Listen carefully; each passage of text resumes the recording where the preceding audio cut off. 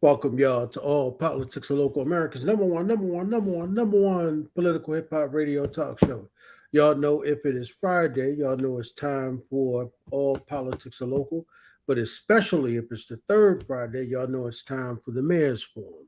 So tonight we're waiting on our brother to join us, Mayor Raz J. Baraka of the great city of Newark. And then we're going to have, John, you want to give the rundown what's going to happen after 6 o'clock? Sure. After 6 o'clock, we have a great show planned. We have at 7 p.m. We have Lawrence Hamm, Larry Hamm, chairman of the People's Organization for Progress, coming on with Antoinette Miles and Sue Altman of Working Families Party to talk about midterms, progressive politics, and where we go from here.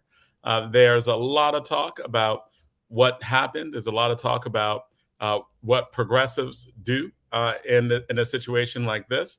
There's still some elections that are outstanding, but really it's about how do we unify to push the policies that we want effectively. So it should be a good conversation. I always love having Larry Hamm on.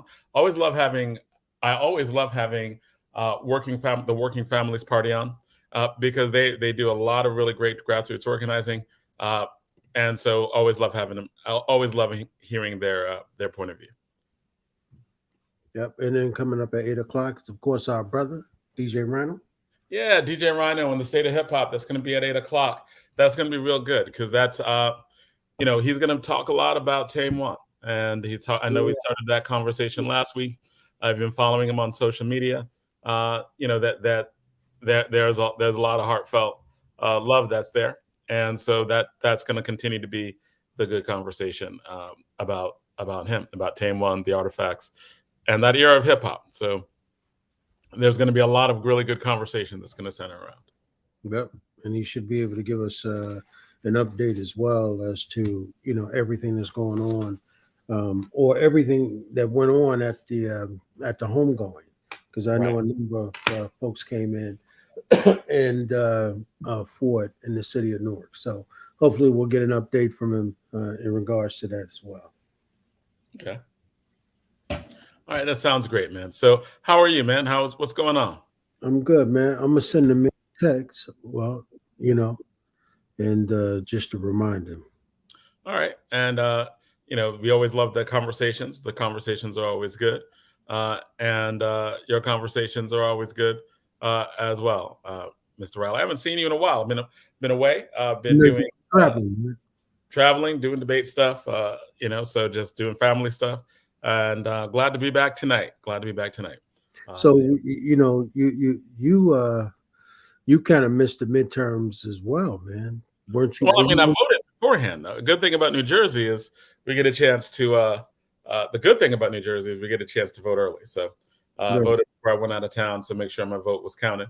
But yeah, some interesting stuff happened. Everyone said Stacey was going to lose. Stacey lost, and that was Georgia saddened me. Right, like I was like, oh man, Stacey lost, and I was like, yo, if but for some reason, I guess that Herschel Walker was a bridge too far. People were like, nah, we can't. Brian Kemp, okay, but Herschel Walker. I mean, that was interesting. But I don't know. Herschel Walker might be a senator, United States senator. Yeah, I can't believe that though, John. I can't believe it. Close. I can believe it, right? I can believe it. But because the people supporting him don't really care about having any type of intelligent representation. Mm-hmm. He's going to be someone who is going to do what they want him to do, and that's about it, right? He's okay. So he's kind of like. I don't want. I'm with Dave Chappelle on this. I don't want to. I don't want to talk badly about him in this way because he's black, but yeah, I mean, he's not. He's stupid, and you don't want to call him the K word, right? Yeah, right. Mm-hmm. And I just don't want. And it's also you just don't want to call another brother just dumb as hell, right? Like stupid, like ignorant, like you just don't want to use those terms. Right. But whenever he talks, I know it's kind of annoying. Yeah, Not more than annoying. Like we've gotten past the point where like we think one black person represents black people and all the other stuff, and when he talks, this is supposed to be a reflection on black people. But damn, he's so bad it's embarrassing. Like I'm just like, damn, Hirsch, like, right. wow, yeah, like he's embarrassing. He's really I'm really supporting Herschel Walker being transracial. I Oh, think we should. No, I mean like, let wow. me refer to him as African American or black or whatever.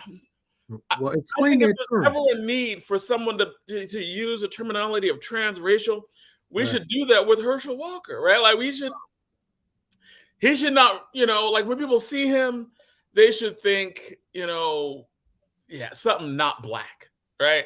Like anything. Like I'm sure there are many other races who might want him. Like remember that Dave Chappelle joke? They had the racial trades. Yeah, I mean that's Herschel, right? And yeah, man. I would think that he would embarrass Republicans too, right? Like, as in, they wanted the seat, they wanted to control the House. Now that they're definitely not going to control the House, right? Now that it looks like it's 50-50 and the Democrats will control it anyway, I'm hoping Republicans will the white Republicans will be like, black people, we embarrassed too. Yeah, I don't know. It just seems like there's a high level of embarrassment when it comes to Herschel Walker that, um, why? It kind of every time I hear Herschel Walker speak, it reminds me of that scene from Soldier Story. Mm, mm. You know what I'm talking about, right? Yeah, yeah. Yeah.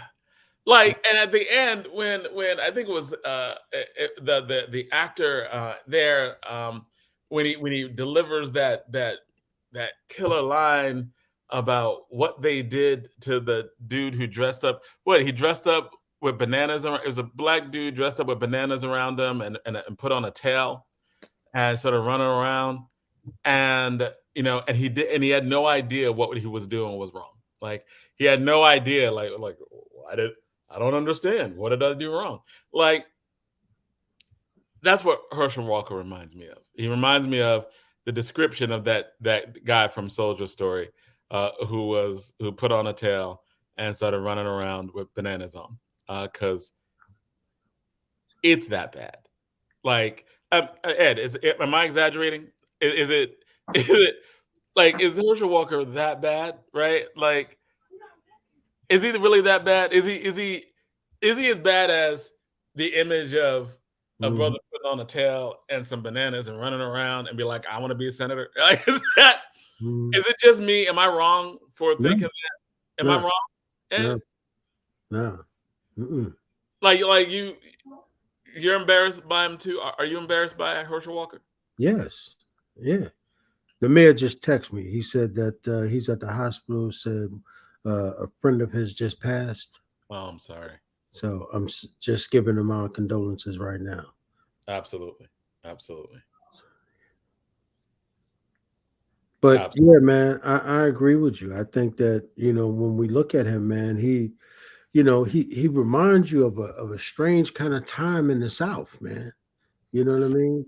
Yeah, because like it's like they hate black people so much that this is kind of like it just really seems like this was, well, you wanted someone black. You're running Warnock. Well, we'll give you ours. Like it just seems like revenge, and it's working, right? Because it's like, yo, man, could you, if you're gonna run someone stupid as hell, could they be white? Yep. I'm just asking because I would rather someone, like, I'm used to my Republicans who, if they're word challenged, if they say stuff that's crazy, if they're, if they are like the stuff of jokes on TV, I'm used to them being white.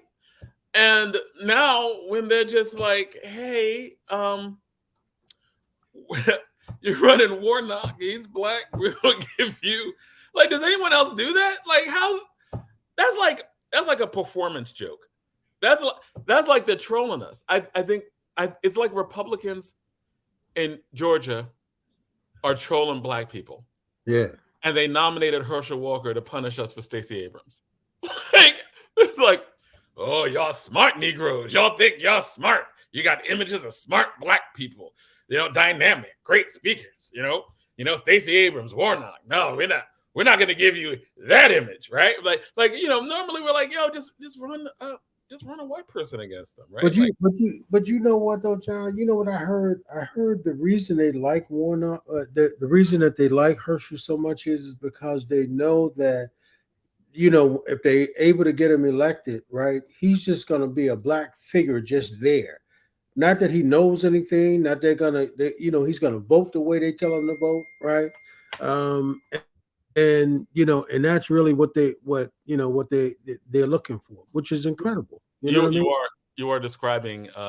So really, let me get this right. You're like, they want Herschel Walker because he'll be really obedient. Yeah. Like he'll do what they say when they say do it. They say jump, he'll jump. Exactly. They say run, he'll run. And is that what you're telling me? Yeah. But that's what I heard, John. I heard that's what people are saying. They're saying that's exactly why they chose him, right? Because he's not smart enough to see that they're actually using him in that way, which is absolutely incredible. Wow. Yeah, that's one of those things where it's like, yeah. So yeah, it's Herschel Walker, embarrassing, and it really is like white people in the South just literally are trying to get revenge on black people to show us like, oh, y'all think you're smart, got the Stacey Abrams, brilliant, articulate, turn the whole state purple, right? Like it's not enough for them to win, like because they won, right? Like they come out for Stacey Abrams, or actually no, I'm not gonna say that. People did come out for Stacey Abrams, and people like they had record turnout, right? They had record turnout in Georgia. There were, I believe, more people voted early in Georgia than in the presidential election. So they had massive turnout in Georgia. It just wasn't enough because so did white people, right? Like and she lost the white vote, something terrible, right? Like it was like black people She lost the white female vote, right? And the white male vote. No, right. She lost the white vote. Like she only got like 23% of white people voting for her. Yeah, and what was interesting, John, is remember all the negative heat that she was getting in regards to black men and black women actually did come out to vote for her in force at higher rates, at literally higher rates than in the presidential election and other in other Democratic races. So. Like people just find any excuse to talk about black men in negative ways, right? Like men pulling Stacey Abrams down. I was like, no. But you know what though, John? I'm telling you, man, like, we're living in some real dangerous times right now, right? Because I think that those really white people in the South, right, who could not see Stacey Abrams being the governor, and no one is, in my mind, I mean, when you look at Stacey Abrams, I mean, she is as non-threatening as they come, right? In the country, as educated as she can be, as non-threatening as she can be, and yet these very white people, just couldn't see her as the governor. Well, okay, so the only reason why I disagree with you is because I think we have different definitions. You see her as threatening?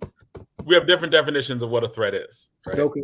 Because she's highly articulate, she doesn't bite her tongue, she's very clear on policy issues, like she is determined and right, and she was going to push the state in an area in a way that many conservatives would not like, right? Like so she was actually a threat to their interest in ways that were pretty clear because Stacey Abrams was probably going to be like her policies were very progressive. She was, and I mean that in the best possible way, right? She was someone who was determined to be able to get stuff passed. She's an experienced legislator, so she's brilliant on all these levels and an organizer, right? So Stacey Abrams is probably one of the most brilliant politicians in the country. Yeah. So and she just didn't get enough of the white vote, right? It was really like when you look at the numbers of white people who voted for her, it was like, yo, white people came out and voted as a block. Yeah. They were like, nope, this will not happen. It will not stand. But then let me Right. ask you a question. How do you think Stacey Abrams take that? Not to, and I'm asking you this for this reason, because when everyone was telling her that, um, the focus that her campaign manager was putting on trying to get the white female vote, right? All that money they were spending, all that focus they were spending. How do you think she feel about that now, right? She was right. She needed to get more white people. Yeah, Like, it was clear. Black people were coming out for Stacey Abrams. Yes, right. put money there. She had more than enough money. She had almost unlimited amounts of money to be able to put where she wanted to put. The Democrats were like, yo, Stacey, you got it. You want it. People, like, she got flooded with dough, right? But that wasn't what people were saying. Remember, what people were saying, John, was is that it was the problem was because she even said it, right? She thought she had the white female vote. Because remember, what she said was is that if black men came out to vote for her, she would win. Remember She that? shouldn't have, right. That was a mistake. Mm-hmm. I think that was a mistake, right? Because Because somebody was telling her, John, that she had the white female vote. right. And that just wasn't true because white women often vote very similar ways to white men. That's And right. this wasn't even like, yo, the white vote was like normally, right? The Republican will get between like a Republican is really, they'll get a solid 60%, right? And they'll get upwards, they'll get some, like a little bit than that. But if they can keep the white vote to like 60%, like if she could get just 40% of the white vote, she wins in a landslide. Mm. Just 4 out of 10 white people voting for her. That's it. 4 out of 10 voting for her. She's good. She barely got 3 in 10. Like sometimes it was 2 in 10, sometimes it was 3 in 10, right? Like she didn't get like white people were just like, Stacey, no, Mm. nope, not gonna happen, not this year, right? And I think they came out in force. I think that I have not. I would love to look at the exact numbers and the numbers this year as opposed to uh, before, but it seemed like she got the same, if not higher, percentage of black voters, but just a lot fewer white voters. He beat her by 300,000. I had the numbers up, and I was looking Yeah, at them. didn't I send them to you? I thought I Yeah, sent and I, you. I had them on. I got them myself too, and Yeah, I put them on the page. But it was real interesting looking and breaking down that particular election and who voted for and who didn't, yeah, because he won by close to 300,000 votes. Uh, and the fact that him and Warnock, and I think it's also a testament to Brian Kemp ran a better campaign, right? right, Because a lot of times it comes down to the candidates. And Brian Kemp ran a campaign where he didn't scare the white people, right? I think that distancing himself from Trump was what got him reelected, right? I think that if he had embraced Trump, he might not have been elected, if because he would have scared some of the white people away. But he did his best to be like, I'm reasonable, right? And to be a reasonable Republican doesn't really take much these days. It just means that you think that people who win an election should win an election. right. That's it, right? Like it's not really uh, any deeper, much deeper than that. Let me Uh, let me ask you this.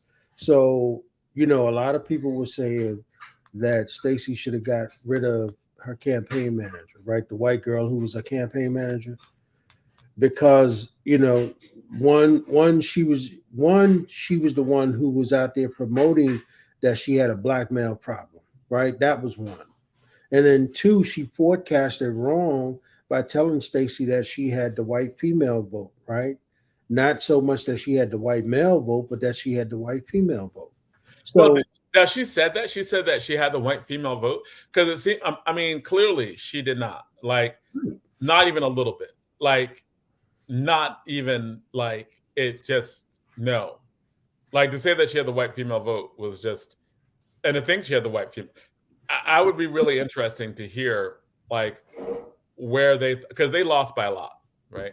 300,000 votes versus it being so close the last time. Uh, it was wild, right? It was wild. Right. But that's my point, right? So, I mean, at some point, right, with folks telling her that, at some point she should have gotten together with those very folks that she was having conversations with, and they were telling her, no, you don't have a black male problem. What you have is you have this kind of problem with white voters here in Georgia, but her campaign manager was telling her something totally different. And remember, John, at the acceptance speech, she bigged her up, in a big way when she was giving her defeat speech, man. Yeah, I don't. I think that books are going to be written about what happened with Stacey Abrams in this campaign, especially when you're looking at, uh, especially when you're looking at the margin. Like Warnock was able to keep it like even to get a runoff. He Right, lost by 300,000 votes. Um, like and it wasn't because like black men at all, right? Like if every like black men voted for her in higher numbers than they did other Democratic candidates nationally and across the country, and so she got a higher percentage of black male votes than is normal, right? Like 84%, which is like solid, right? She also had record turnout come out. I just think record turnout goes both ways, and there are a lot of white people there are a lot of white people in Georgia. There are a lot of white people in Georgia, right, right, and I think that those and you know, and what's really also interesting is that I really do think that the Trump factor is the difference. I think Brian Kemp ran a different kind of campaign.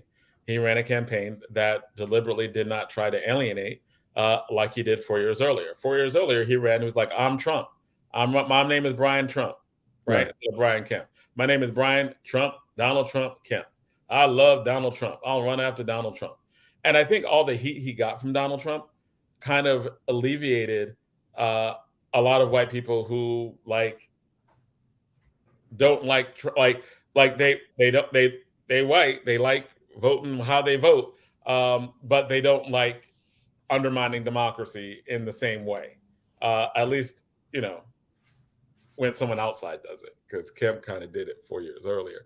But right, I guess they didn't like it on a national level, undermining democracy the way they did, or whatever it was. It just Trump was a what Trump did uh, clearly, I think, made that difference between white people supporting Kemp and white people not supporting Herschel Walker.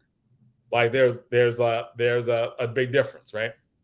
Because Brian Kemp got a crap ton more votes than Herschel Walker, and he got then and if you look at what happened with Warnock, Warnock got more votes than Stacey Abrams, and just about as many as, and a little bit more than right, Herschel Walker. So I think that that difference was really in the white vote, and in the white, and in really in fewer white people wanting to vote for him, right? Because right, if everybody who voted for Kemp voted for Herschel Walker, I mean, it's a statewide election, right? They're at the polls, right? They're on the same ballot. It's Kemp Walker, and there were like what 200,000 people less voting for Herschel Walker. so So you that so you those think white that's people what happened? yeah, those white people looked at the ballot and they were like, "Kemp, I can do Wow, this. wow, Walker can't do it." Right. So I think because the Senate isn't really at play, I think that there are going to be a lot fewer white votes out. I do think that black votes are going to be really motivated because no one wants 6 years of Herschel Walker. I think the embarrassment factor for black people might be a little high because no one. Do you? If I were in Georgia and there was the prospect of Herschel Walker representing me for 6 years, right? Because in the Senate, you're there for 6 years. If you want Herschel Walker to represent you for 6 years of your life, 6 years of him being on TV, 6 years of him representing your state. Like, do you really want that for six right, years? right. I really think that Herschel Walker, the No. motivation to vote for him will be a little less, and I'm hoping that the motivation for Black people will be much higher. Right? And you're saying the motivation from white people will be less. That's what you're saying. I think so because there's nothing at stake for them, right? Except for 6 years of embarrassment. Mhm. Like, I mean, it's not really a thing, right? Like if it's 50-50 or 51-49, I mean, it's 50-50 or 51-49. Right. It's not they still don't have control of the Senate. So I don't think there's that motivation of they're not going to block anything that Biden's doing any more than the Congress is already blocking it, right? And Then you don't think, that, you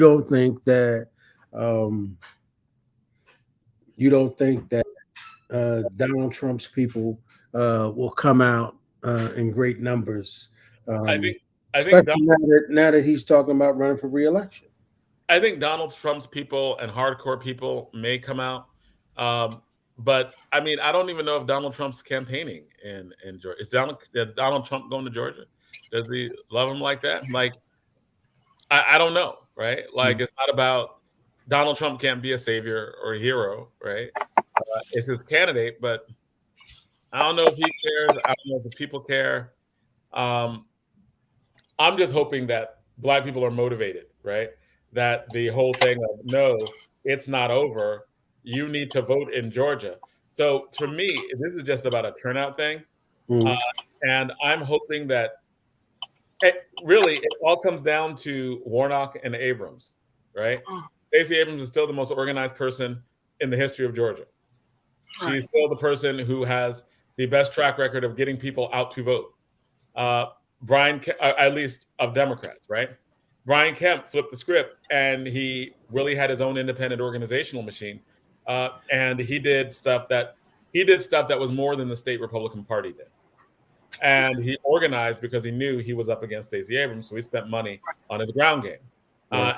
There were certain stories that were talked about Brian Kemp's ground game, and Right. how he was going from place to place, and how he was trying to be even that much more organized. And he really did. I mean, and I guess it's a little easier because you're dealing with a state where like it's his to lose, right? Like Georgia is always going to be a white person's to lose, uh, Right. and a Republicans to lose, right? Because it's generally a red state. But the brilliance of Stacey Abrams, the importance of Stacey Abrams' legacy now into the future is that with Stacey Abrams, you absolutely have someone who transformed politics in the state of Georgia pretty much forever. Hey, Donna. And hey, and she made them step their game up. They had to and start playing chess because she was playing chess, and they had to start playing chess with her. Like doing things like, okay, now there's a runoff, but if you weren't registered prior to the runoff, you can't register now and participate in this vote. You already had to be registered prior to this. Until prior to this decision that there's going to be a runoff. So they start, like you said, his ground game stepped up. And I think I was listening to Joe Madison, and they played a speech that Kemp gave, and he was obviously more self-confident than before. And he this time he came to retain what he believed was his, I guess. Mm. Well, I Mm. mean, he wanted to have a chance to actually win, and win in a way that was perceived as quote fair and square, as opposed to the way he won last time, where there's an asterisk, right? There's no Well, asterisk this time.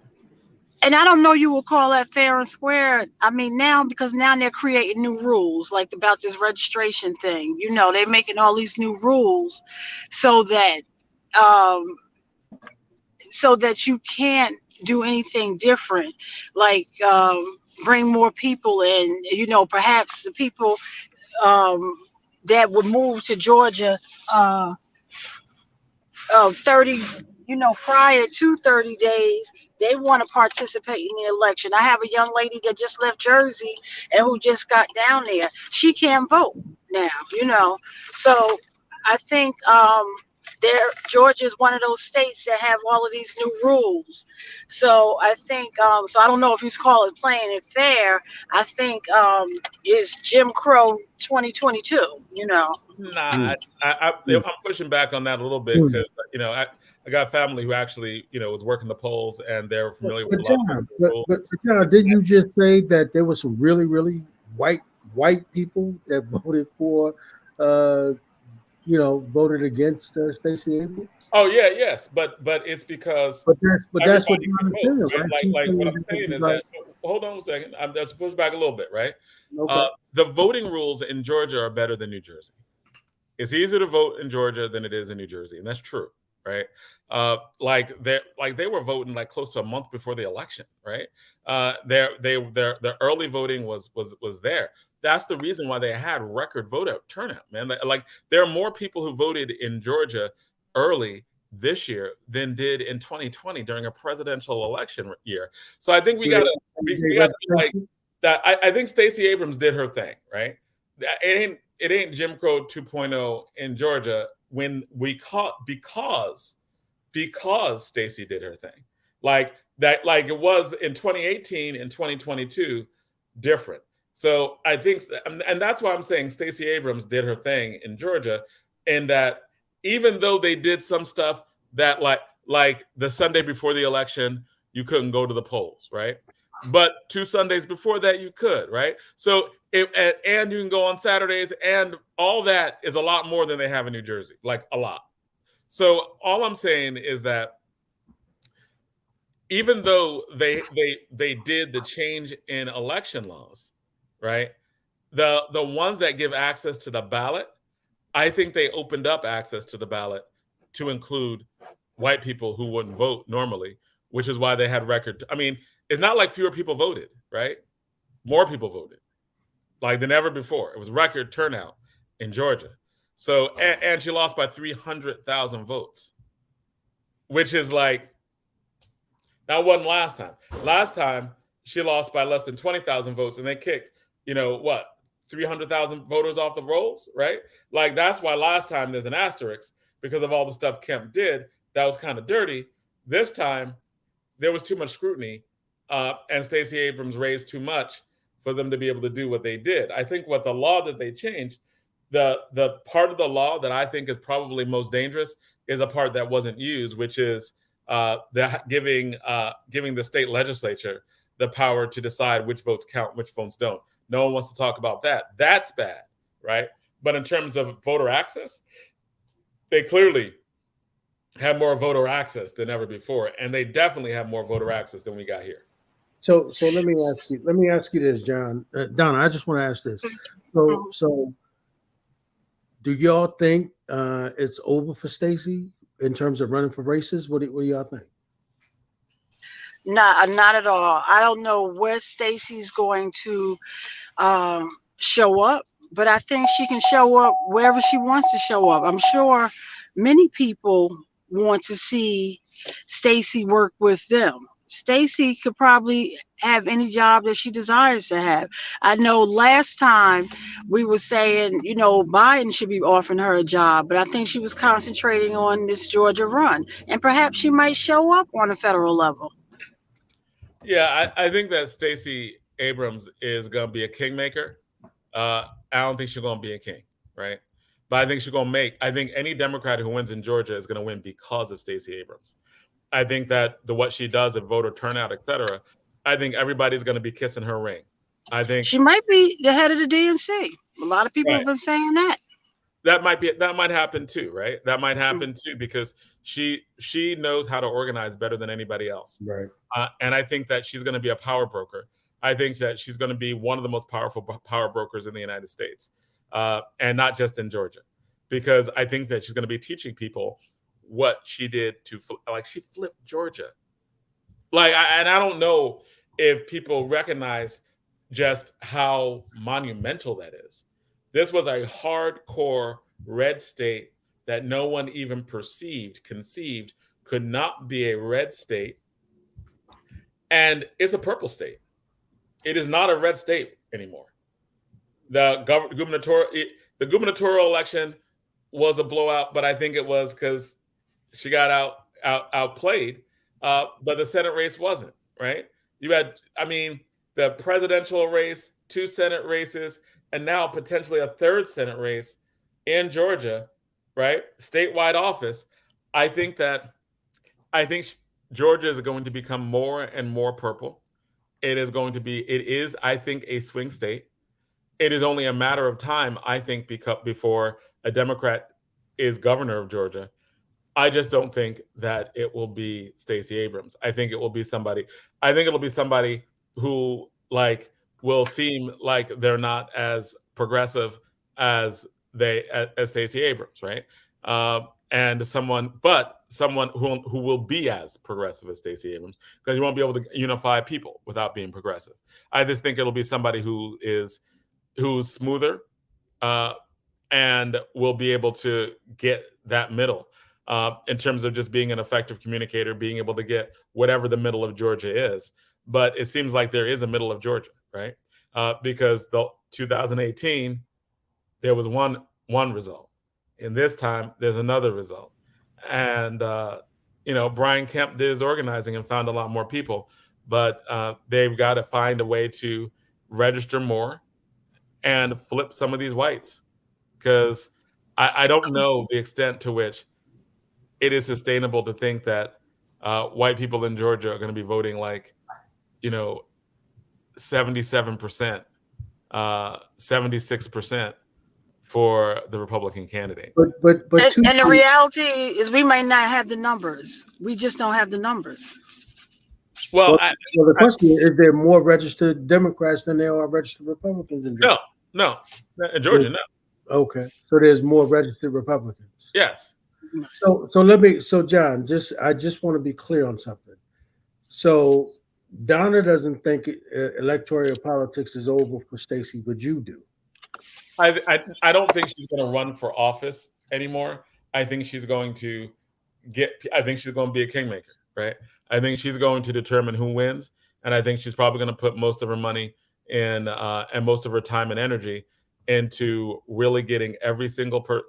I think she's going to get voter rates of black people, Latino people, and progressive white people to where almost everyone who can vote will be voting. I think that this defeat is pushing her to organize on different levels, because that is, I think she wants another win. I think that she has really, really changed. She has changed Georgia. She may change all of the South, because Georgia was not Georgia was not a purple state. That was not a swing state. And I don't think we can overstate what a monumental shift it is to push Georgia in that direction, to get people who work. Like Mississippi got a lot of black people who don't vote in statewide races that have not come out, right? I think that Stacey Abrams has the ability to show people that blueprint in a lot of these southern states that got a lot of black people, right? Got a couple of progressive white people, right? To have some serious coalition politics to be able to push the state forward. I think that these things are very possible. Yeah, I think we just lost Donna. We did, yeah. So, one of the things, though, John, I think that, with Stacey Abrams, I think, what we should remember is she was almost the vice president of the United States. Yeah, right? That's true. I mean, just think about that. And so to have lost twice in the governor's race, I don't, the question is, do she even want to be in politics anymore? Well, I mean, I'm sure she wants to be in politics. It's just in a different way. Todd is saying that Todd Burrows said that I think Stacey Abrams belongs in a national post. I agree with Donna. She'd do well to follow Donna Brazil's career as DNC head, then consultant talking head, right? The only thing that I would push back on is I think that she is even more. I think that in the work that she has done in the last 4 years, she was more than just a political consultant, right? Like, she was massive organizer, And I think that a lot of people just don't have those skills. And I think that she literally can change the face of American politics in these red states by making them competitive in ways that they weren't in the past, because of what she was able to do in Georgia. Interesting thing, right? In the Senate special runoff race, let me share this, right? So the Senate special runoff, you have, hold on. In the Senate special runoff race, we have, and if you look at the numbers, right? Warnock got 2,289,113 votes, right? Loeffler got 2,195,000 votes. That's real interesting, right? Because if you also look at the votes that happened this time, and in the race from this time, you have, and let me share this. Hold on.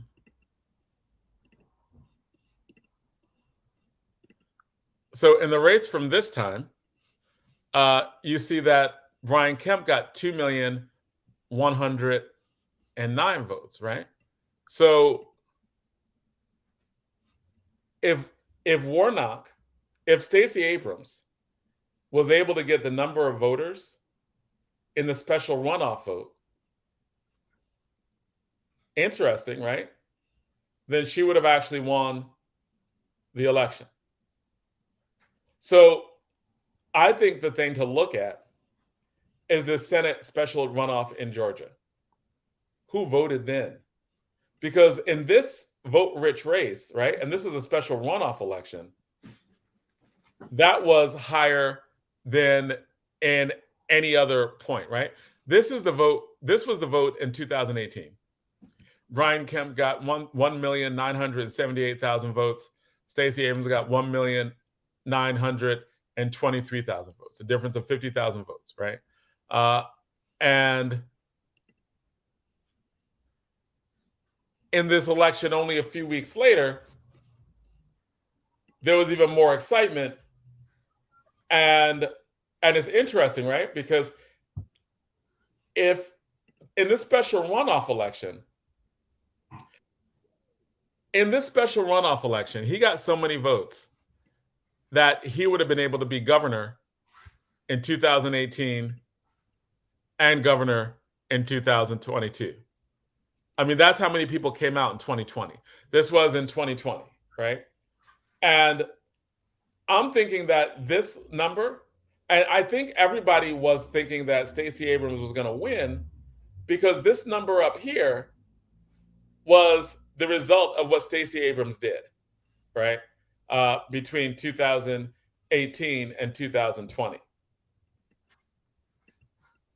But it's just interesting that wasn't not like, and if the 2020 vote had carried over here, she would be governor, right? Mm-hmm. So the question would be, what happened to those votes? And I don't even know. I think maybe, and I don't even know, right? Because in this vote, right, the Republican got 2,195,000 votes, and Kemp got 2,100,000 votes, right? Kemp got fewer votes than Kelly Loeffler did in the runoff election.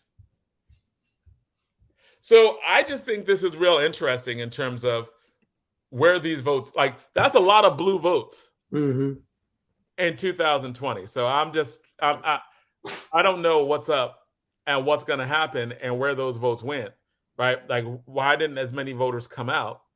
And if they had record voter turnout this time, right, especially record voter turnout for an off-year election, a non-presidential election, and in early voting, it was higher. Was it just lower in regular day voting? It's just, I would love to talk to people who were there to break this down for the difference in these numbers, right? For why it seems like there were 200,000 Democratic voters who didn't come out for Stacey Abrams, and another 100,000 voters that didn't come out for Warnock, right? Because if Warnock had gotten the numbers he got in the runoff, there would be no runoff this time. Mm-hmm. And that was just 2 years ago. So it's just real interesting to see, well, what happened? Did people come home? Don't know, right? I think it was a motivation factor, John. I think remember, part of what was going on, you had Donald Trump, right? And I think at that point people had just had enough of Trump. And I think that played a part of it. And it was a presidential election, you know. Remember, midterms, you very rarely get that many people to come out. I mean, that's what they were saying. It's about who's on the top of the ticket. That's true. But remember, in the runoff races, nobody was at the top of the ticket. Trump had already lost. Right. Like the runoff race. I think but remember, what they were selling was, particularly in Georgia, remember, to those young people, was that they were going to get student debt relief. Right. So those kids were motivated by that. And you had all those groups like Tamika Mallory and all of them, and voter, the Black Voter Campaign. You had all of them out there. So people were really engaged, because even you, John, remember, you kept saying, pay them kids. Right. So, and I think that's what they were saying this time, right? They were saying that, Stacey had started visiting all of those Black college campuses down in Georgia, like Spelman and Howard and Morehouse. Spelman and Morehouse down in Atlanta. I think that, she understood that, she needed to get them kids riled up, and she did, I think, right? And it's interesting because I'd be interested in seeing where those votes came from before, right? Like, as in, well, because it seemed like she got Black people out to vote. Like, it seems like Black people came out in force and voted for Stacey Abrams. It seems like progressive whites came out in force and voted for Stacey Abrams. But that difference, right? And I think that's maybe independent white people, middle of the road white people were just like, no this time, when they were like, yes last time. It's just really interesting. I'm really interested in to see where this drop off took place. But I can think there's some more stuff that happened too, right? In terms of the midterms, right? Like the Trump running again. What do you think about that, man? John, two things. One is that I was incredibly depressed when he was the president, right? And so when he made the announcement, I became depressed all over again. You started being like, oh man, I'm stressed. Yeah, I just, because when he was the president, I mean, it was very stressful, man. You know what I mean? And particularly, with some of the decisions he was making, and remember, you had him and McConnell who, was just bouncing off of one another. And so that felt real strange to me. And then when he made that announcement this week, I was like, oh no, man, I'm depressed all over again. You were like that dude from Amistad. Give us free. Give us free, right? You're like, no, man, Trump, no, not again, not again. You're like, not again. And remember that it was a really strong dark cloud over the country, man, when he was the president, And I think that's why so many people came out to vote. They just had enough of Donald Trump, and that whole "Make America Great Again," all of that is very stressful language to me. What you mean? White supremacist language is stressful to you, man? and here's the other thing, John. When you think about, did you see Dave Chappelle's skit? I did. The opening monologue on Saturday Night Live. Yeah. So when he was talking about Trump running again, and in the elections and so forth, I mean, you got to think about all of this, John. These are some crazy times we're living in, man. Who would think that Donald Trump, and you got to remember, if he becomes, listen, two things, John. One is, his daughter made an announcement, says she would not be in politics with him again, right? So that's one. And then two, what is that Jared Kushner is back there. We haven't heard from him yet, so I'm curious to know what is Jared Kushner going to say, right? Is he going to say he's coming out to support his father-in-law, or is he going to stay in the background? Because remember, he took a lot of hits for that too, right? So, right. but I think all of that is stressful, right? And the only reason he's really running is his plan, John, is to get elected and actually pardon himself and pardon all of those people with him, right? And then because he doesn't really care about America. It Yeah, to doesn't raise money. I think he's also doing it to raise money. And he got all that money. He Right. still got all that money. Remember, he raised all that money for himself, John, right? Right. He And didn't he's still raising for money for the himself. Republican Party. Now, here's a question. I don't know how many Republicans in leadership, right? I think Republicans in leadership are feeling some kind of way about him running.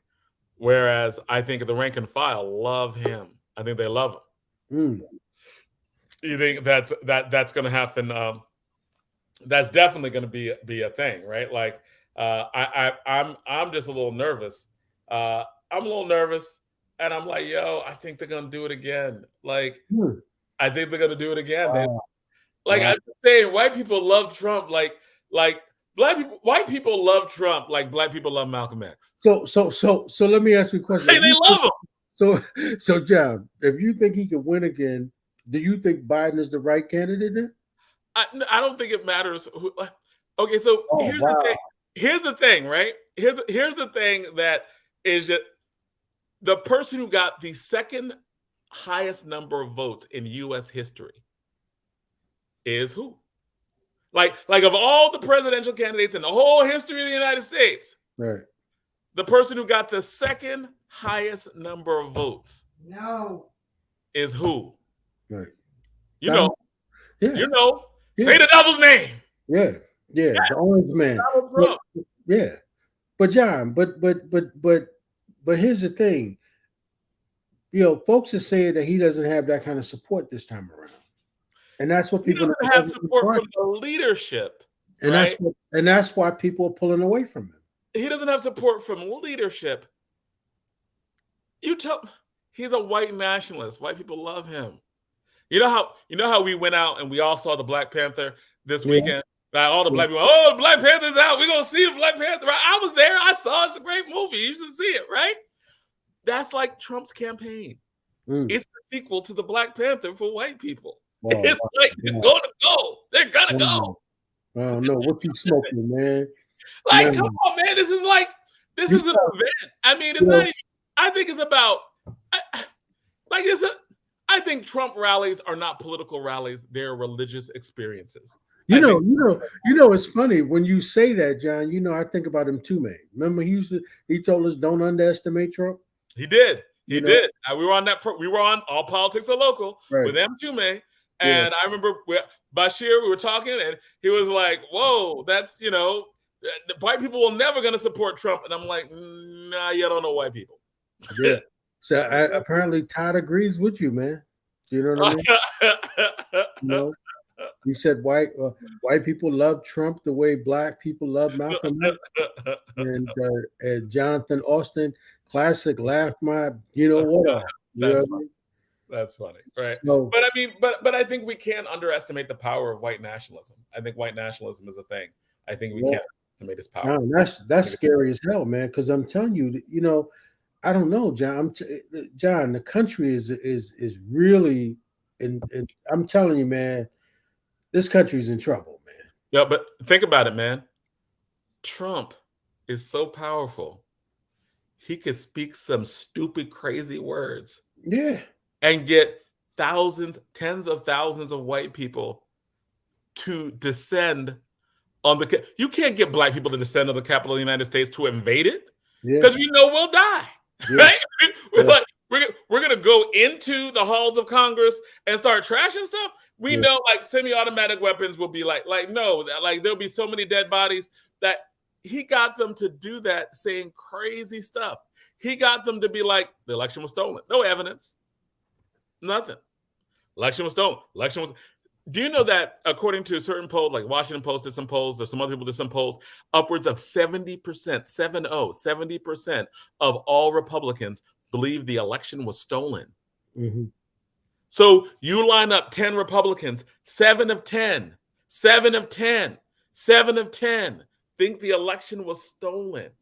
And there's America that has guns. They all got guns. Mm-hmm. And we like white people were saying ballot of the bullet long before Malcolm X, right? They were like, we ain't got no ballots, we got some bullets, right? Like we won't kill, right? Like so when he was able to get them to risk their lives, he got one woman to give her life. Yeah. She died. Yeah. She probably died happy, giving it up for Donald Trump. Yeah. Right? Like I'm a patriot. If I gotta die, I'ma die. Like, yo, he's like James Earl Jones in Conan. The original Conan Barbarian, James Earl Jones was like, when I was younger, man, I thought steel was power. No, this is power now. He pointed up some white girl on a cliff and was like, come to me, come to me. Little white girl jumped off the cliff. He looked at me like, that's power. That's Trump. Right. He gets people to jump off cliffs for him. And we're like, oh, it's over. The Trump. Nah, man, it ain't over until until he dies of old age. Right? The Trump thing, that dude, we cannot ever underestimate his charisma. Like, he is one of the best. I always said Trump is one of the best communicators in the history of America. And because he knows Americans. And he knows how to communicate with he can communicate with some white Americans. Yeah. He just don't speak the same language, so we don't see the power. Yeah. But it's like he's speaking a different language and we don't hear it, right? Like, he can say it, we don't hear it. But when he speaks to white people, close to 6 in 10, they hear him. They hear him, right? Like, it's like, oh, they hear him, and it's beautiful. And it's John, that's some scary stuff. Right, man. He's he's pimping out all of white America. He don't give a care about them. He taking their money. He doing, man. So these midterms, right? A lot of these races are closer, right? Because there are a lot of people in the middle who are like, nah, right? But that hardcore, but the Republican Party itself, right? Where 7 of 10 Republicans believe the election was stolen. Like, they might do more poorly in statewide elections, but they are absolutely a force to be reckoned with, because you can't have somebody who has that much biopolitical power, right? Like, he controls bodies. Trump controls bodies, right? And I think, like, Trump controls white bodies. And I think that, Lindsey Graham, I think Republicans who are elected office, they get it. That's why they kowtow to him. That's why they're like, yo, we'll do what you say, sir, right? They're doing that to him because they know that he has more control over white bodies than they do. And there's no way around it. Right? That's just incredible, John. I tell you, man, that is, but I'm thinking about him too, man. Right. As you talking. So I'm not going to underestimate Donald Trump, but I also think that at this very moment, I think that Black folk have got to think about, where they going, you know what I mean, in the next 2 years. And I think this leads us into our perfect segue into and All Politics to the Local, because we are on the 7 o'clock hour, where we're going to talk to some dynamic people from the Working Families Party. I love the Working Families Party.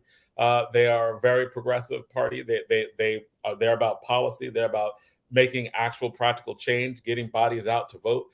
We are honored to have 2 people from the Working Families Party on, Antoinette Miles and Sue Altman. We have Antoinette Miles in the background. We're going to bring her on in just a second. We also have Chairman Lawrence Hamm, right, of the People's Organization for Progress. I always love having Lawrence Hamm on.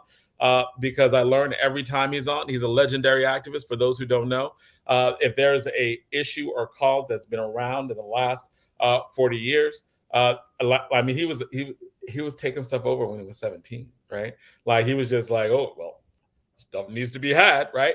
And he was doing his thing from 17 on, making and putting his body on the line to make life better for other people. So much respect and honored to have them all on. So we're gonna bring them on right now. Welcome, Larry Hamm. Welcome, Antoinette Miles, to All Politics So Local. I'm going to try to get Sue Altman on as well. But we were just talking about Trump running again in these midterms, but before we go into that, right? I don't think enough people know about like what the Working Families Party is. So can you tell us, like, we've heard a lot, like people in the activist community, they're talking about the Workers' Families Party, and we're like, what is that Workers' Families Party? Is it like the Black Panther Party? Is it like the Democratic Party? Like, what does it do, right? But I hear a lot of wonderful things that you've done in terms of vision. But so can you tell us, and just tell us what is the Working Families Party? What does the Working Families Party do? Yeah, so thank you, Jonathan, first of all, for having me on this. It's a really exciting moment right now and a good time to be convening with you all. I'm really honored to be even in the presence of Larry Hamm, who is a force to be known throughout New Jersey and this state. So it's always good to be able to share a platform with him as well. But thank you for having me on. I'm the political director for New Jersey Working Families Party. And what I love about Working Families and what we do is that our name says who we are, right? We are about working people. We are about working families. We're working to build multiracial democracy in this country. And that's just not in the name or a slogan, so to speak. We look at politics as usual and we say, how can we fix this? Because we know it's not the best that we can do, especially not for Black and brown folks and those of us who have been marginalized throughout the history of this country. And so we call out corporate bailouts and bigotry where we see it, and we seek to shift power wherever we can. So, Working Families here in the state of New Jersey, we've been at the head of some incredible fights throughout our history. We're the folks that brought you the millionaire's tax finally, right? When we had to fight against, frankly, the Democratic Party for that.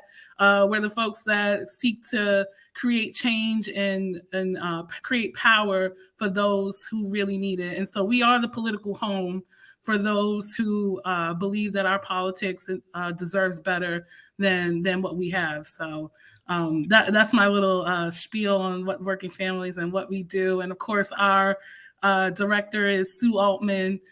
She's been at the head of this organization for several years, leading the charge here. And it's my pleasure to be on tonight to talk about midterms and where we're going from here. All right, cool. And also, you Working Families Party, y'all bring out the votes, right? Like you are like, the reason why politicians listen to you is because you represent people. I mean, is that fair to say?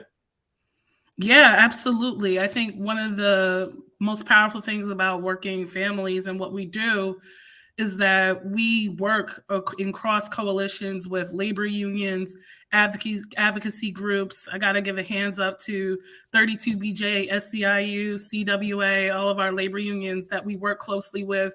Advocacy groups like Make the Road, New Jersey Latino Action Network, and so many that I know I'm not even mentioning right now. Somebody's going to get me, I know it.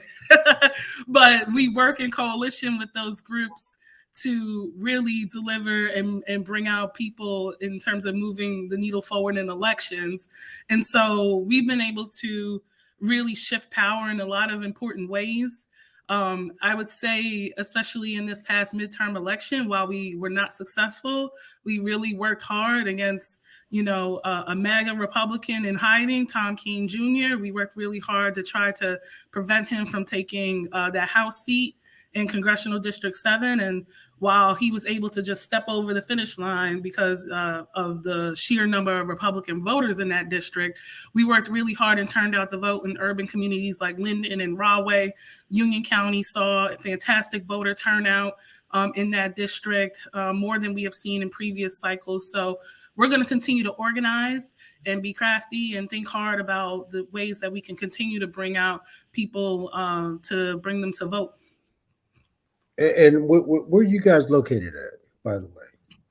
Yeah, so we're a statewide organization, usually based in Trenton. I'm actually based here in Camden County, right? So right here in the belly of the beast sometimes, but yeah, we're based out of Trenton. So Camden, right out of Philadelphia.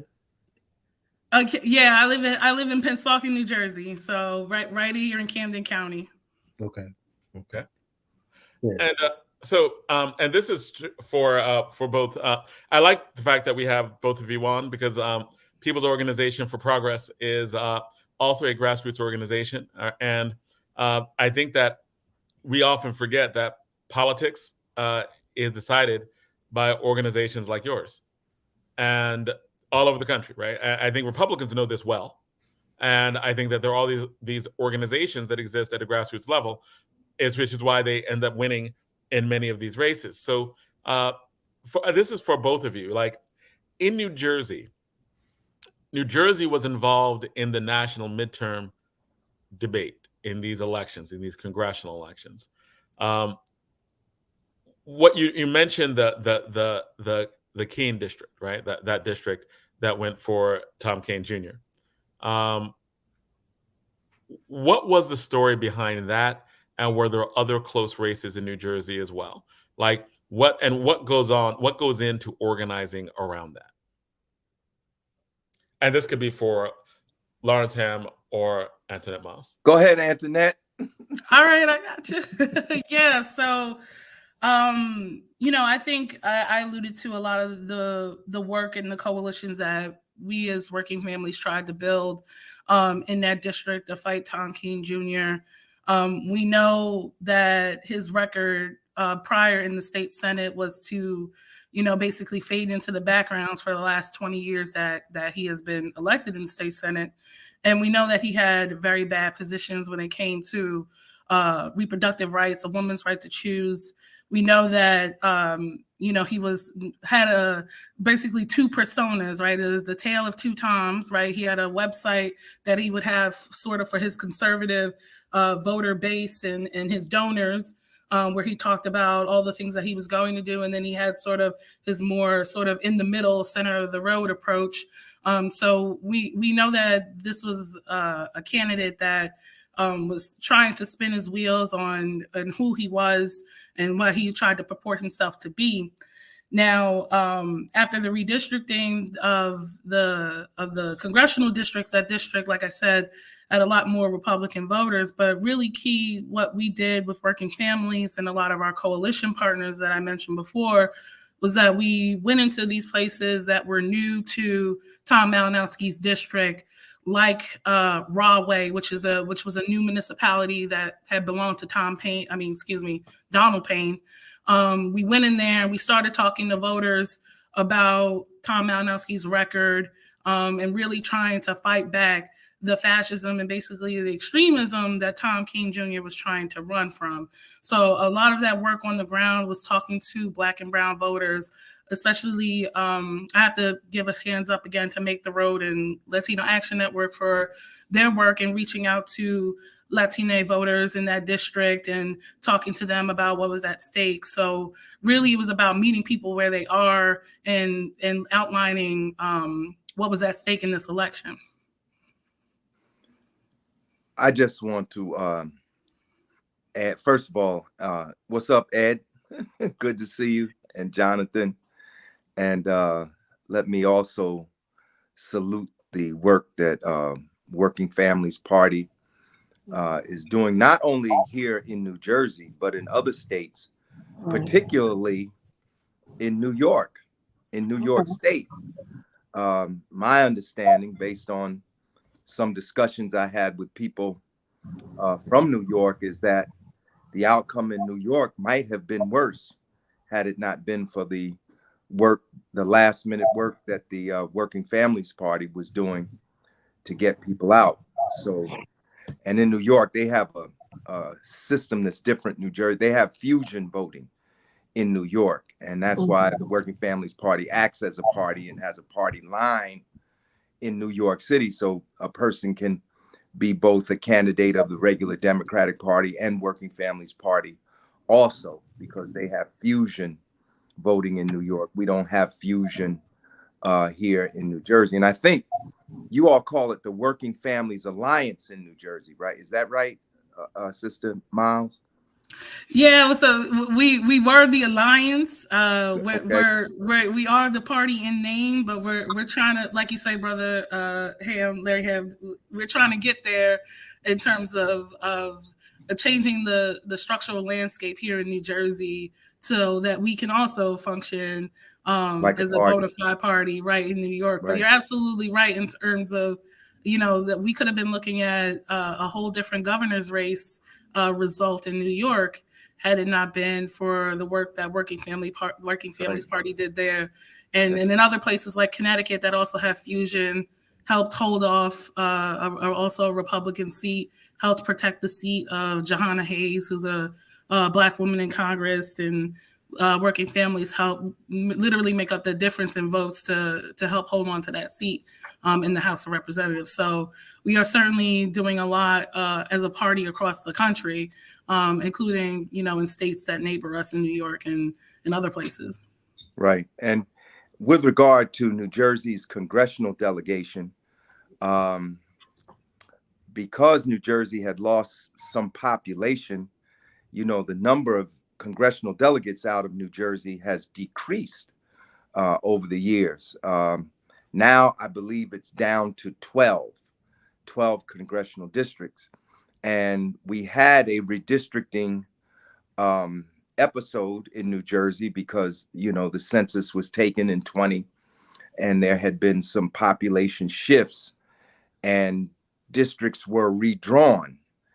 And Malinowski,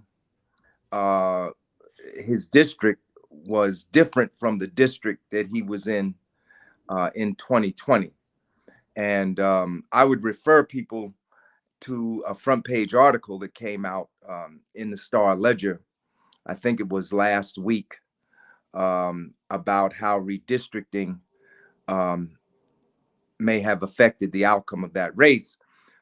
When asked about the defeat to Tom Kaine Jr., he said, Malinowski himself said, there were just too many Republicans. I think he had got upwards of 20,000 or more additional Republicans in that district. And once you get south of Trenton, I mean, not Trenton, once you get south of New Brunswick, it's a whole different electorate that you're dealing with. But all of the Democrats in the New Jersey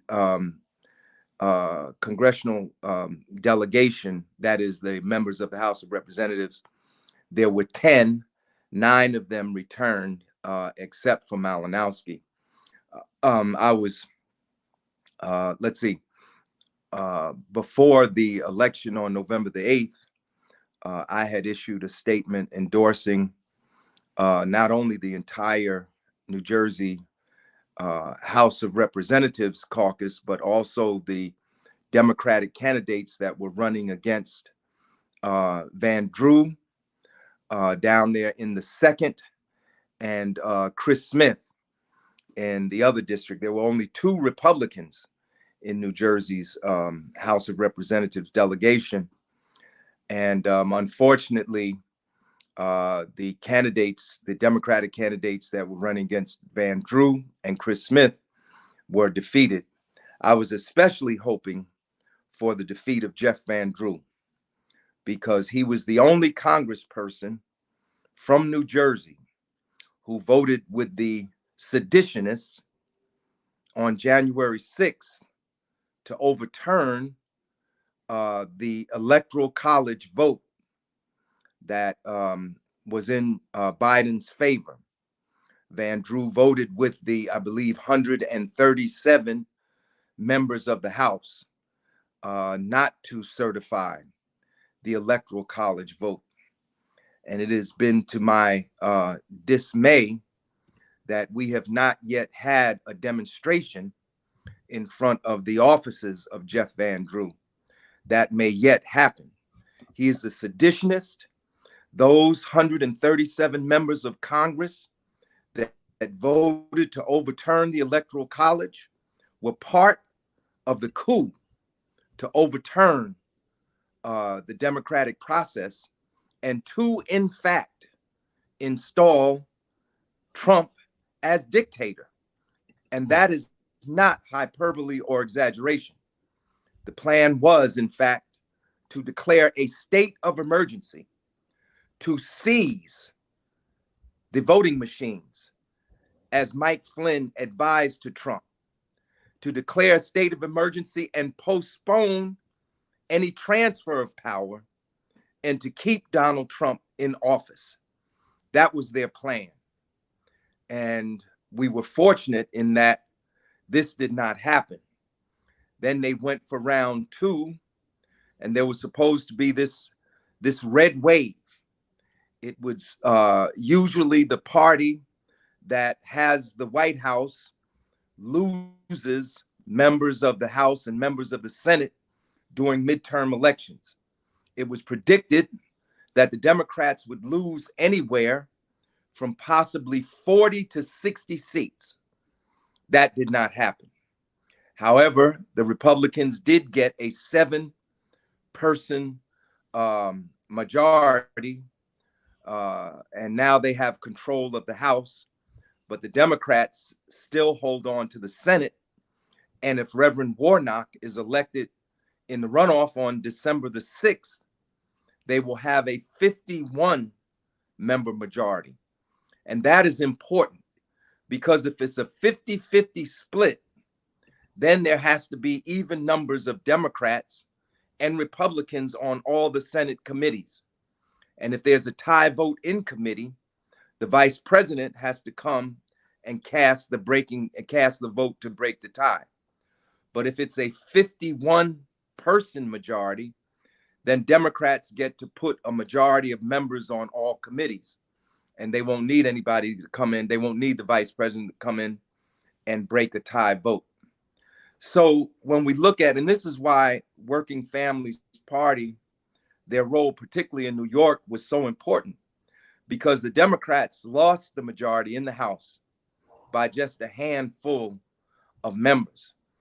There were 4 seats that were, and all of this goes back to redistricting. Malinowski's district, the lines were redrawn.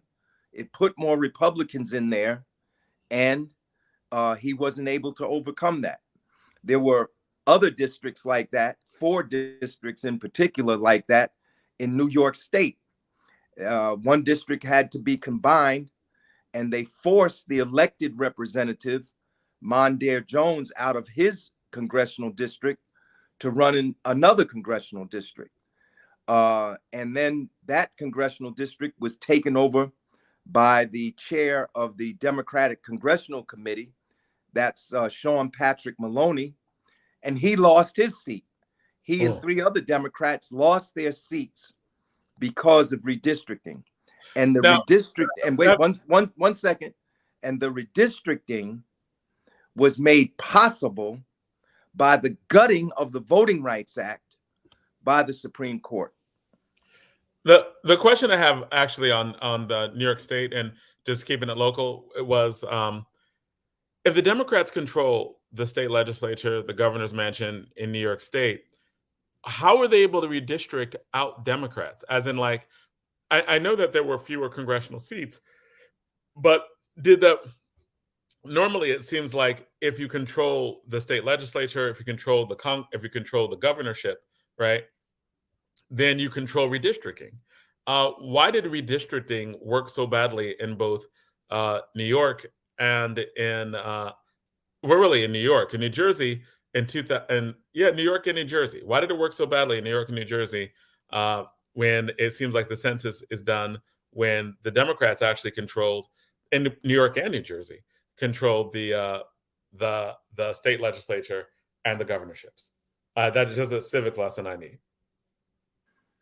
I spoke last. Go ahead, Antoinette. So I won't purport to be myself to be an expert on New York politics, since I'm the New Jersey political director. But what I can say is that when in New York, when that process happened, the redistricting in New York State, that the map that was proposed by the Democrats actually got thrown out by the courts there. And so that really threw everything into disarray, to say the least.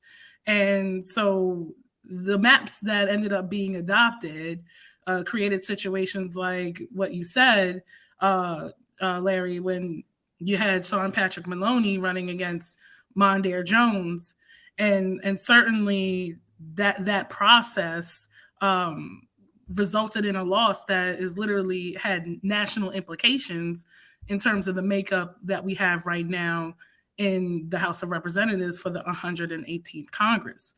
In New Jersey, I think that, and I actually commented on this to WHYY regarding the redistricting in New Jersey. Certainly, I believe that the bar was lowered so much for Tom Kean Jr. that he simply walked over it, right? With the amount of Republicans that were put into that district.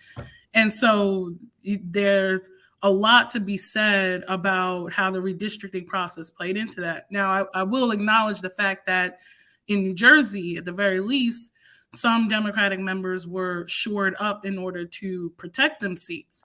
But I think that overall, a competitive seat that when we look at it, had we had similar districts as to what we had right now, we would certainly be looking at a different sort of ball game. And we could perhaps imagine that Tom Malinowski, at least here in New Jersey, would have held on to his seat.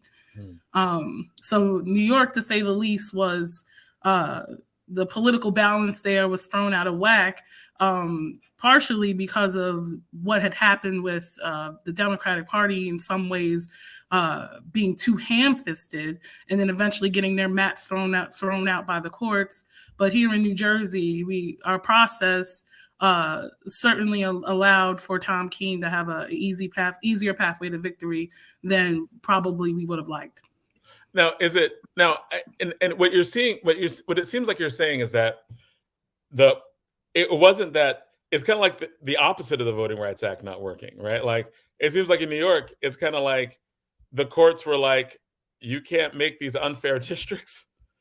Like, given what's going on in the rest of the country, then the New York state courts were like, nah, this is too unfair. And it seemed like in New Jersey, am I incorrect when you were saying that the politics in New Jersey was too fair? I don't know if I would characterize it in that way. I think in New Jersey, we know that there's a lot of political horse trading that takes place a lot of the times. And certainly I have to remind myself that one of the Republican commissioners on our redistricting commission has personal ties to Tom Kean Jr. and was very favorable to him. So while I will say I think that the map that ultimately New Jersey received is one that did shore up districts to protect certain Democrats. But at the end of the day, when we looked at the reality of that, the House majority was literally 5 seats. Right. 5 seats. Right. Certainly, we needed to understand the national implications of potentially losing a Democratic member here in New Jersey. Right. There's a furor in New York right now. People are calling for the resignation of the state chair of the Democratic Party of New York State, Jay Jacobs. In fact, they have a petition going around that has been signed by more than 400 Democratic elected officials. This furor broke out when the day after the election, Alexandria Ocasio-Cortez called for the resignation of the leadership of the state Democratic Party because across the country, as Antoinette just alluded to, across the country, people are saying that the Democrats lost the House because of what happened in what some consider to be the bluest state in the United States. Now, the controversy goes back a little bit before this year. The people knew that the redistricting was coming because there was a census in 2020. And one of the steps that was taken to prepare for the redistricting was that a referendum was placed on the ballot of New York State that would have allowed for the state legislature, which was Democratic control, to in fact draw up those district lines. And the criticism that Ocasio-Cortez made was that the state Democratic leadership, Jay Jacobs and Sean Patrick Maloney, because Sean Patrick Maloney was chair of the New York Congressional Committee, yes, she was saying that when this referendum went up, the Republicans spent several $1 million to defeat the referendum, and the Democrats didn't spend any money on the referendum. If you don't spend any money, a referendum is just like an election. If you don't spend any money to win it, you're probably not going to win that referendum. And the Republicans knew this, and they defeated the referendum. Had that referendum passed, it would have enabled the legislature to, in fact, draw lines that would have been more favorable. But it didn't. But it didn't. And then the matter had to go to the state Supreme Court, which is dominated by Republican judges, some of whom got on the court via, what's his name? What was the governor's name? Cuomo. Which was it? I want to say Mario, but that's the father. Wow, how quickly we forget, man. Right. We forget. The former, like 5 seconds. That's and all right. Of a sudden it's like, oof. Right. So you got you got a Republican-dominated state Supreme Court. So what do you expect now? You know, they're going to draw lines that are going to favor them, and they drew 4 Democrats right out of their seats. So you had them 4 seats in New York. You had that 1 seat in Jersey. That's 5 right there. But there were similar cases in other parts of the country. But Antoinette, in New York City specifically, is part of the problem that the Democrats are fighting amongst themselves that gave way for the Republicans to organize more?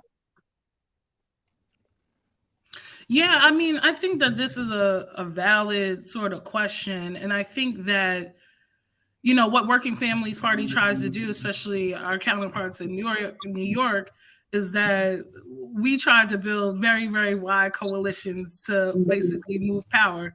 And sometimes the Democratic establishment doesn't like that, right? So I do think that some of the tension is necessary.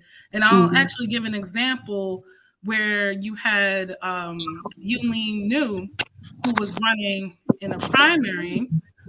Actually, it was the I might be mistaken on this if it was Mondaire Jones's primary that ended up happening. But in one of the new districts that was created, you had a Working Families Party candidate running against somebody who was more of a centrist Democrat, and that there were a number of many other candidates within that race. And so that created a situation where, unfortunately, the person that was a little bit more centrist actually won.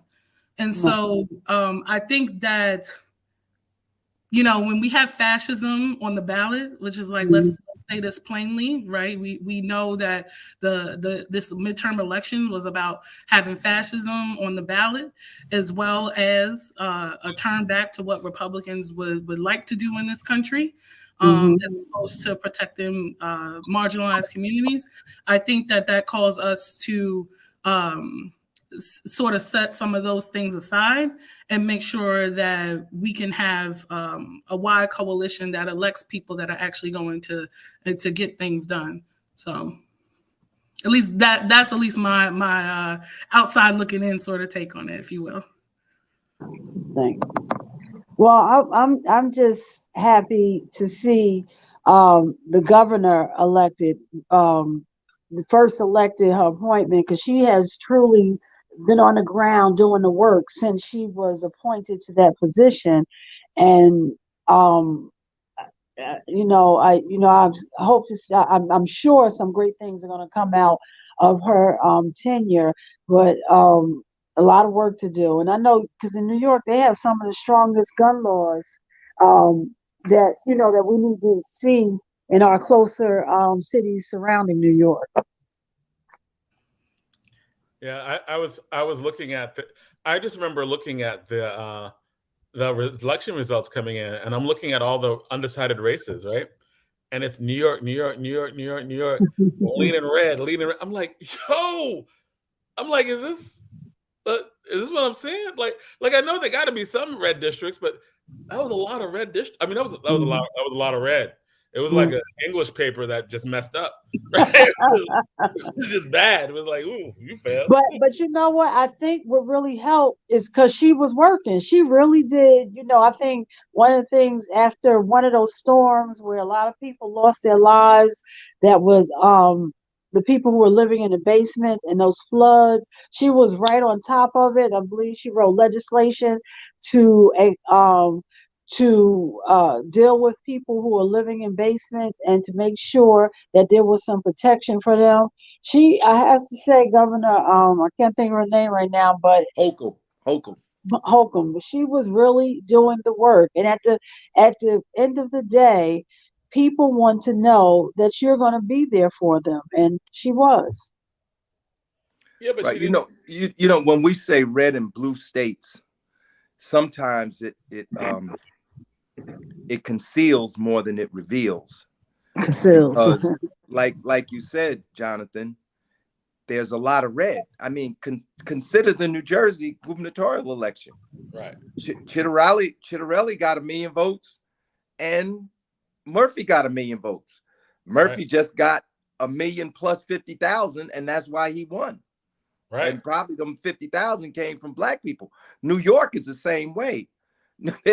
Remember, New York has had some Republican governors, just like New Jersey has had some Republican governors. It's just that the Democratic Party is strong enough to deliver on elections, and that's why we say it's a blue state rather than a red state. But there are a lot of red folks in there. Remember, they came in here hard for Zeldin.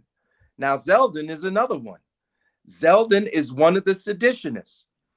He is one of the people that should be on trial. We have a 14th Amendment to the Constitution. And I think Section 3 says that if you're involved in an insurrection, you can't hold office. There were 137 House members that were part of that insurrection.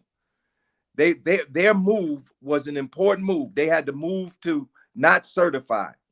And there were 130 of them. And Lee Zeldin was one of them.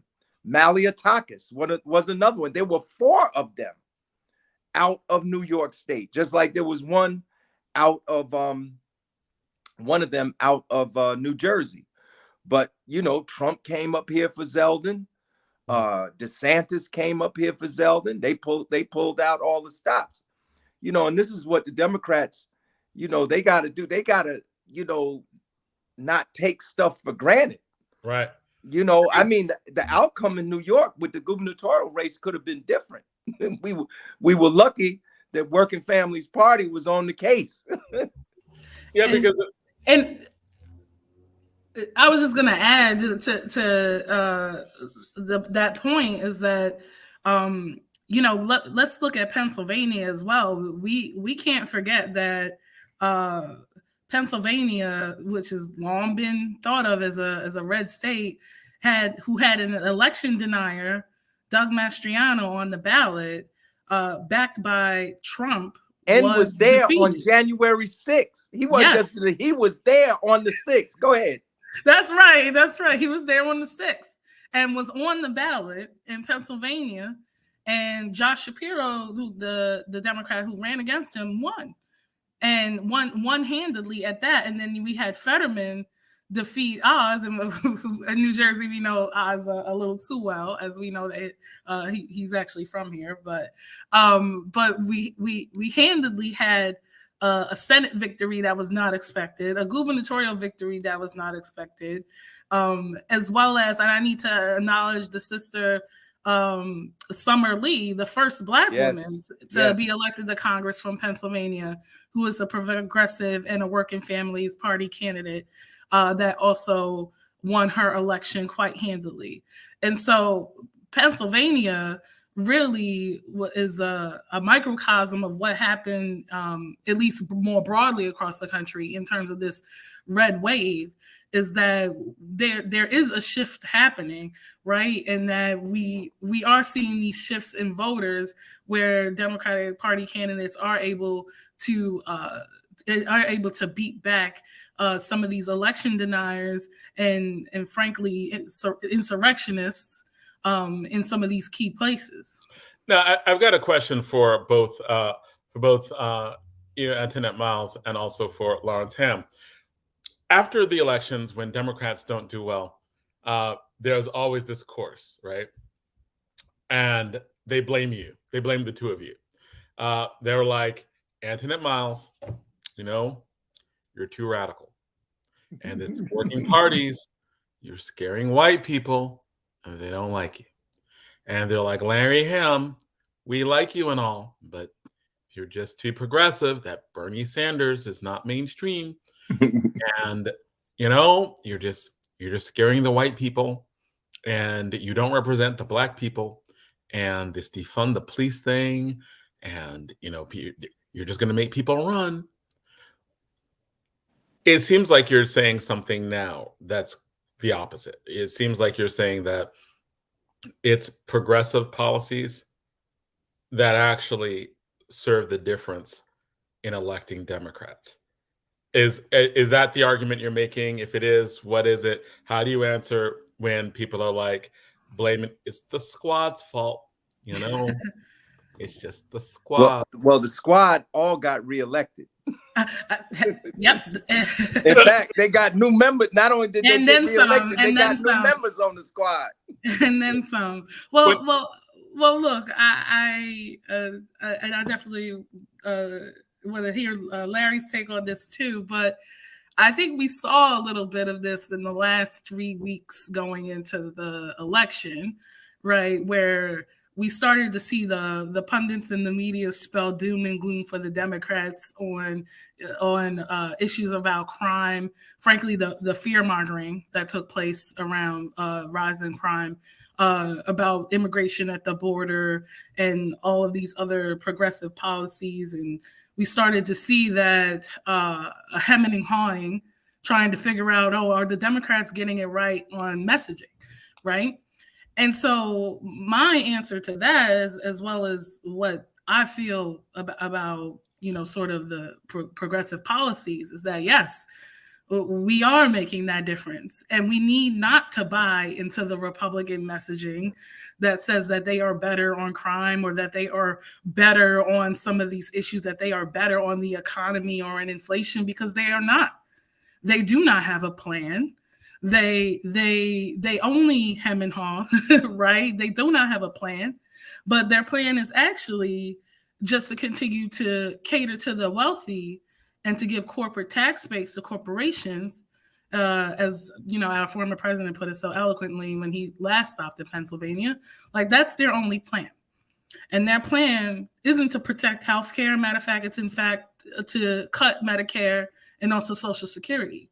And so Democrats need to talk about this now.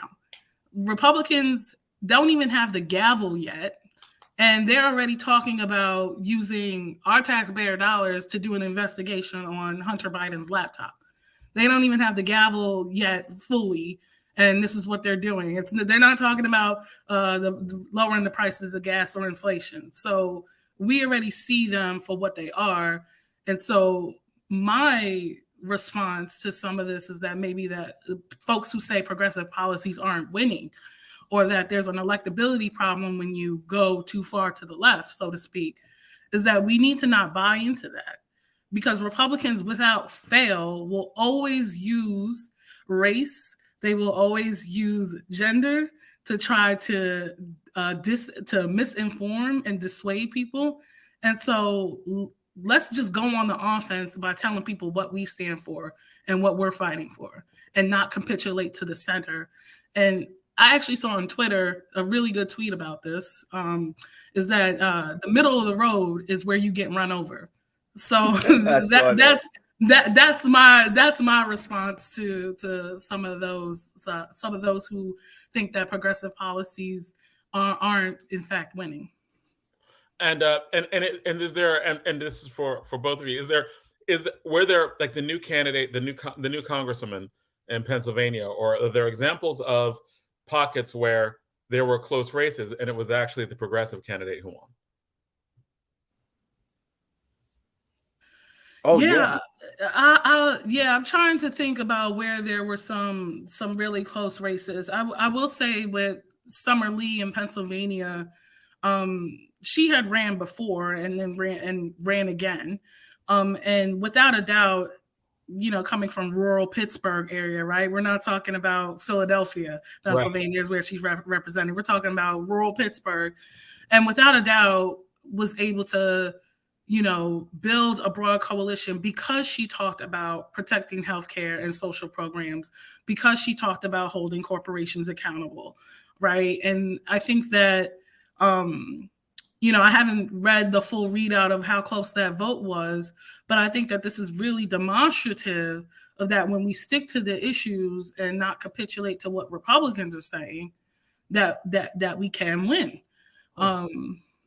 So that's my 2 cents on it. There were a number of progressive candidates that won all over the country. I can't name them all from memory, but if people Google Bernie Sanders post-election day message, he actually he made congratulatory remarks, and to the progressive candidates that won, and he named, I don't know if he named all of them, but he named a long list of progressive candidates that won congressional and other seats all over the country. And with regard to crime, yes, that is a real issue in our community, and it is an issue that anyone running for office has to address. But it is also notable that a number of quote unquote progressive prosecutors were elected across the country, very successfully. And now in Pennsylvania, the twice elected Larry Krasner, who is the district attorney there in Philadelphia, the Republicans have launched a impeachment effort. They couldn't beat him at the ballot box, so now they're trying to impeach him in the legislature and remove him from office. There was also a young man, and congratulations to Sister Karen Bass, who became the first Black woman mayor of Los Angeles. But also in this race was another fellow, I think his name is Mejia. He won a seat on the city council running on defunding the police. In fact, he put up billboards showing how bloated the LA Police Department budget was and how that money could be spent in a more effective way at the front end of crime rather than the back end of crime. And he was elected to a seat on the Los Angeles City Council. So progressives did make gains in this election. But I think we have to be honest and say, yes, there's a struggle going on in the Democratic Party between the progressive wing of the party and the corporate wing of the party. And this is a struggle that's going to be ongoing. It didn't end on election day, and it's going to be with us for quite some time. In the Congress, there's a caucus called the Progressive Caucus. and it now has, I think, 120 members in the Progressive Caucus of the Congress. So that shows you I can remember when the Progressive Caucus was like 25 members, you know. So now you see the Progressive Caucus is growing within the Congress and will help shape the policies. But, you know, this next year, these next 24 months, 2 years, are going to be years of a very intense political struggle. The Republicans are they're gonna turn the House into a carnival of absurdities, and it's going to be a lot of gridlock because they're going to pass all kind of bills in the House, and the Democrats are going to have no choice but to vote these bills down in the Senate. And if for some reason they get past the Senate, Joe Biden is going to be there hopefully be there with the veto pen, you know, to make sure that these reactionary bills, you know, don't get any support. But, you know, I have a feeling about this. People say, well, Trump is running again. It's terrible. Actually, I think it's fine. I think that we had the rumble in the jungle in 22. We're going to have the thriller in Manila in 24. This is necessary because it's this fascist tendency as and by the way, Antoinette, your remarks were so well said just now. This fascist tendency is not gone. It's still there. They're so happy that they've seized the House now. So we have to keep fighting until we get them out, root and branch. And that's going to take several elections to do. It may take an entire decade to do, but these people have to be stopped because this is one of the most reactionary trends I have ever seen in American politics in my lifetime. And I was just looking at and with some of the hope that's there in terms of with in spite of all of it that you said, I was looking at Summerlee's candidate and where she is, and that does not seem like it's a definite Democrat easy win for her, right? It seemed like that was like I need to knock on every door win for her. Like that's a seat that Republicans are going to contest in 2 years. That's a seat where, like, it seems like that's going to be, and she won decisively, right? Apparently, she won with 55% of the vote there, and that seems good, like in a newly drawn congressional district. So that is I think maybe a good sign for the ability of a certain type of progressive politics to be transformative, to actually get people to vote in ways where they wouldn't. It reminds me of a lot of the election analysis that said that Trump voters would have also voted for Bernie Sanders. And which always, I think, was never really pushed hard enough, right? Even in that Dave Chappelle monologue on Saturday Night Live when he's talking about Trump voters and people are like, oh, Trump is gone, Trump is dead. And he was like, I'm from Ohio. He's not, right? They love him. And because, you know, and he talk about the honesty of Trump, right? As in the honest liar, the system is rigged, right? And it just seems like they start from the same starting point to catch that particular audience, and then they go different ways, but the start becomes the same, right? Like this system, like poor white people, this system is screwing you, and it's screwing you badly.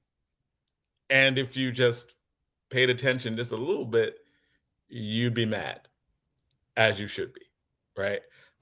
So it seems like that form of politics, it may be starting to take hold in a. I just think that there's a lot of opportunity there to be able to have these conversations among people who maybe need to hear it. Maybe that's a way to get some of those white voters who lined up against Stacey Abrams. Like, oh my God! Like when I'm looking at the number of white people voted for, I mean, like normally, like in these coalitions, it's like a 60-40 thing, right? Like 60% of white people vote for the Republican, 40% will vote for the Democrat, right? That'd be 40, 39, 38, 77% voted for Brian Kemp. It's like black people came out for Stacey, right? Like that wasn't the problem. Like men came out in higher numbers, black women came out in higher numbers. White folks were like, no, no, it will not happen. We will stand together, united, like the white X-Men to back her up, right? Like it was bad, right? Like just looking at the numbers, man. So that is something that I think is hopeful. But that's what Antoinette did. Where is our feminists? You know, Stacey Abrams is this woman that, you know, we would be proud to have as a leader. Where is the feminist movement, whether they're white, black, or Latino?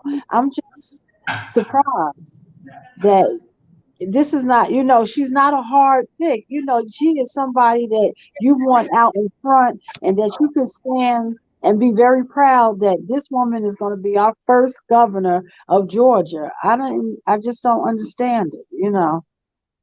Well, I understand. You mean? And I was talking to Antoinette. The white women. Yeah. What did you say, John? I'm sorry. You don't understand like why white women were like hell no. Yeah, I'm just saying, like back in the 70s, our feminist movement, you know, we would have been, you know, excited to have a leader such as this, and here she is. And the same thing when they went out and voted in 2000, you know, for Trump. I just don't. Yeah, it's just for the grab him, for the sexual violator, for the, yes, for the originator. That grab him. Like what is going on with our feminist movement? I mean, they were out with the hats, and then they turned around. I don't know. I don't want to overgeneralize, but I think and many black feminists before me and womanists before me articulated this so well.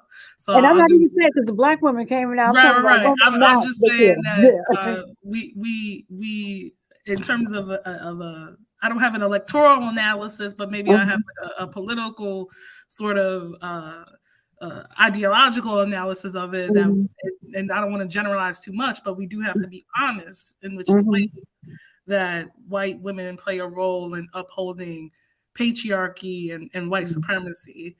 So, like I said, that's not my electoral analysis of what happened and why Stacey didn't win, but that is my, you know, black feminist lens on and why she may have been unsuccessful.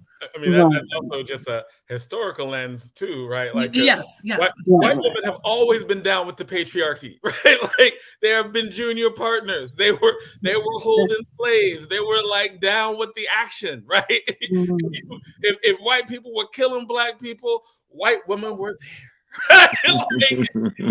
Like it's, you know, there were women in the KKK, like, well, all these Confederate monuments, you know, who like you have the Daughters of the Confederacy. Like, I'm just saying, like, it is what it always has been. It is what it always has been. Right. That's a good t-shirt. It is what it has all. Yeah, like white feminists never represented the majority of white women ever, like ever. Other than their own issues. No, not even on their own issues. If white women, like in Kansas, white women were like, this abortion thing, y'all gone too far. Right? So, like, when white women want to stand up and flex, they flex. They flex. Like we saw it. When Roe v. Wade passed and dudes were like, no, abortion now, abortion never, right? I'm standing in the doorway. It'll never happen in Kansas. No. Where'd they come from? They didn't even see it coming. Because white women never popped him like that before. They were just like, boom. Right. Like, what? So when white women want to flex, they flex, right? on the issue of abortion in Kansas, they went too far. White women flexed. White men were like, it was never really for, the 16 weeks. Like, I mean, the language changed. So when white women want to flex, they flex. They don't want to flex. Well, you know what? As these abortion laws change, need to be with some sign-up sheets at these abortion and these back alley clinics when people are gonna have to get these illegal abortions and have them sign off on these sheets, because hustling backwards, it's just ridiculous.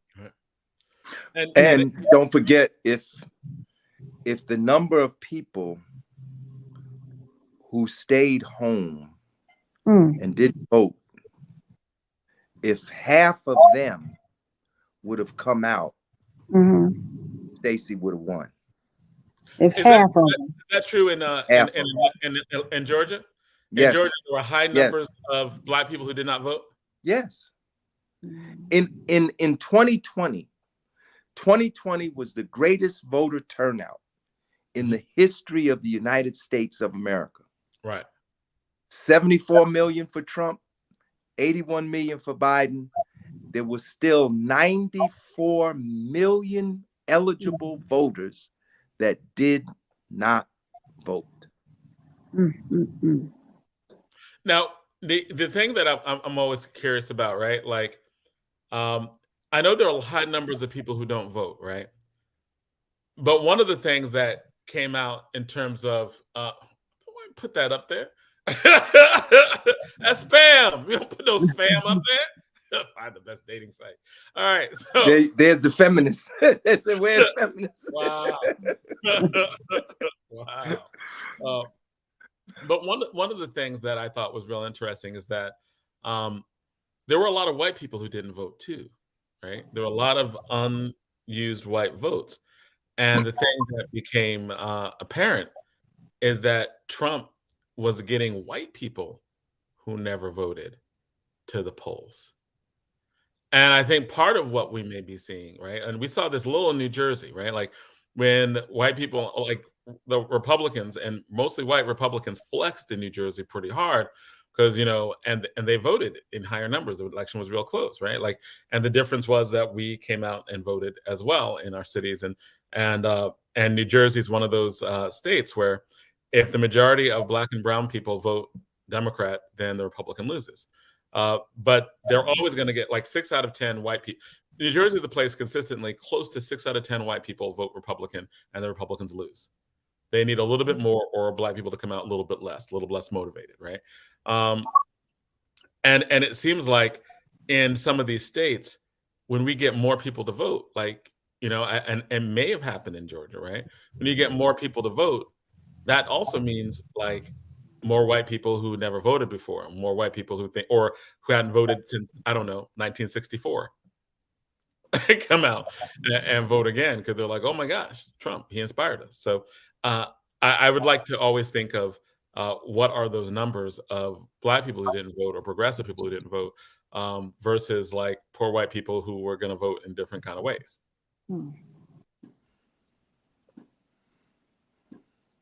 And I know, talking to some young people who were out of town and just didn't have the information that they needed, their first time, freshmen at college, and they just didn't know how to absentee vote. I know our communities did a better job. When I was in the military in the 80s, I remember our local newspaper, number one, put out, Donald Williams has joined the U.S. Air Force and made sure you had the information that you could vote absentee on the campuses. When I was in school down in Raleigh, North Carolina, they made sure. So as a country, there was more information, and we wanted people to be engaged and be about the process. And now it's almost like hush, hush, and tell them to see, don't forget to vote today, as opposed to go out and vote type of thing, you know. It's interesting that you say that because mom and sister were talking about how when they were doing voter registration and how that there were many people who were literally scared to do voter registration in public. And maybe that's like as in they were like scared to go out in public to register to vote. And Donna, it was almost exactly what you're saying, where people they were trying to do the whisper turnout, the whisper vote, because they didn't want to gather in public places outside of a supermarket or outside of other places where, I mean, there's guns all over. There's like they don't understand, you know, like with all these things happening. And it's funny you give that, because Mark Kelly in Arizona, who won, and it was his wife, you know, who used to be our representative, who was outside campaigning in front of a supermarket when she got shot in the head, you know, and he won. And Mark Kelly, you know, shout out, born in Orange, New Jersey, holding it down in Arizona. But yeah, you know, him and his wife, you know, then he was the, you know, her first husband, and she was the elected official.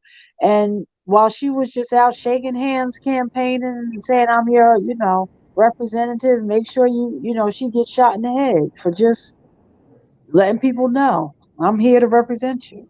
So I'm in Phoenix, Arizona right now, y'all. oh, And you in this, Phoenix? What's going You in on, man? Phoenix? I'm in Phoenix, You in Arizona. I'm only Phoenix? gonna be in here for a minute because this connection is kind of wild. I'm here with some young folks who I'm very proud of in Equal Justice USA. They got me out. Right, the conference is called Facing Race. It's the Okay.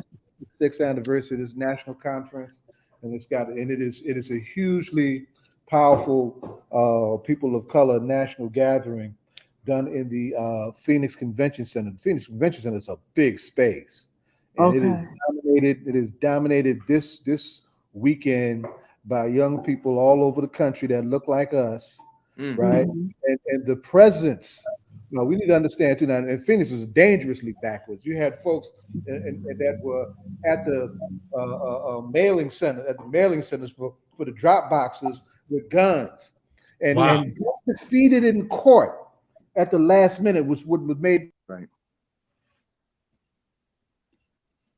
What happened to Zaid? What happened? We lost. He said Wow. he So said he it's didn't shaky. say the connection, right? I He was said like, that the "It's first time. conspiracy." I was just going to say I'm jealous of him. I wanted to go to that conference. They got Ibram Kendi speaking at that. The author of How to Be Anti-Racist. Yeah. Okay. He was coming through with too much truth. They cut him down.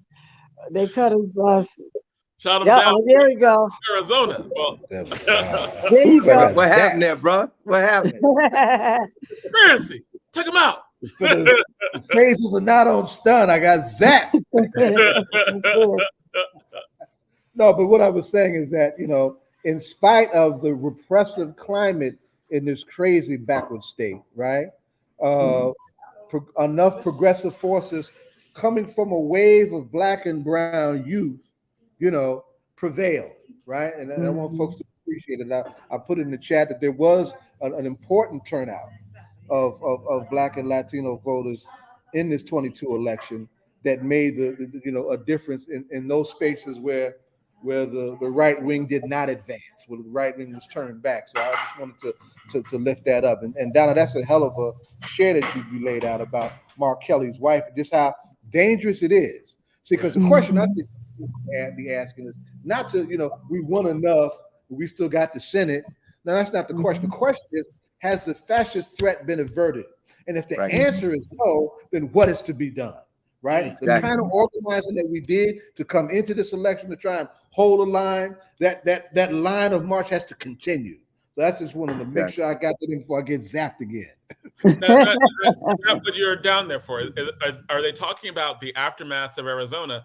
Because Arizona was almost like ground zero. I think that's where Carrie Lake was running, who was supposed to be like a really smart, more charismatic version of Trump.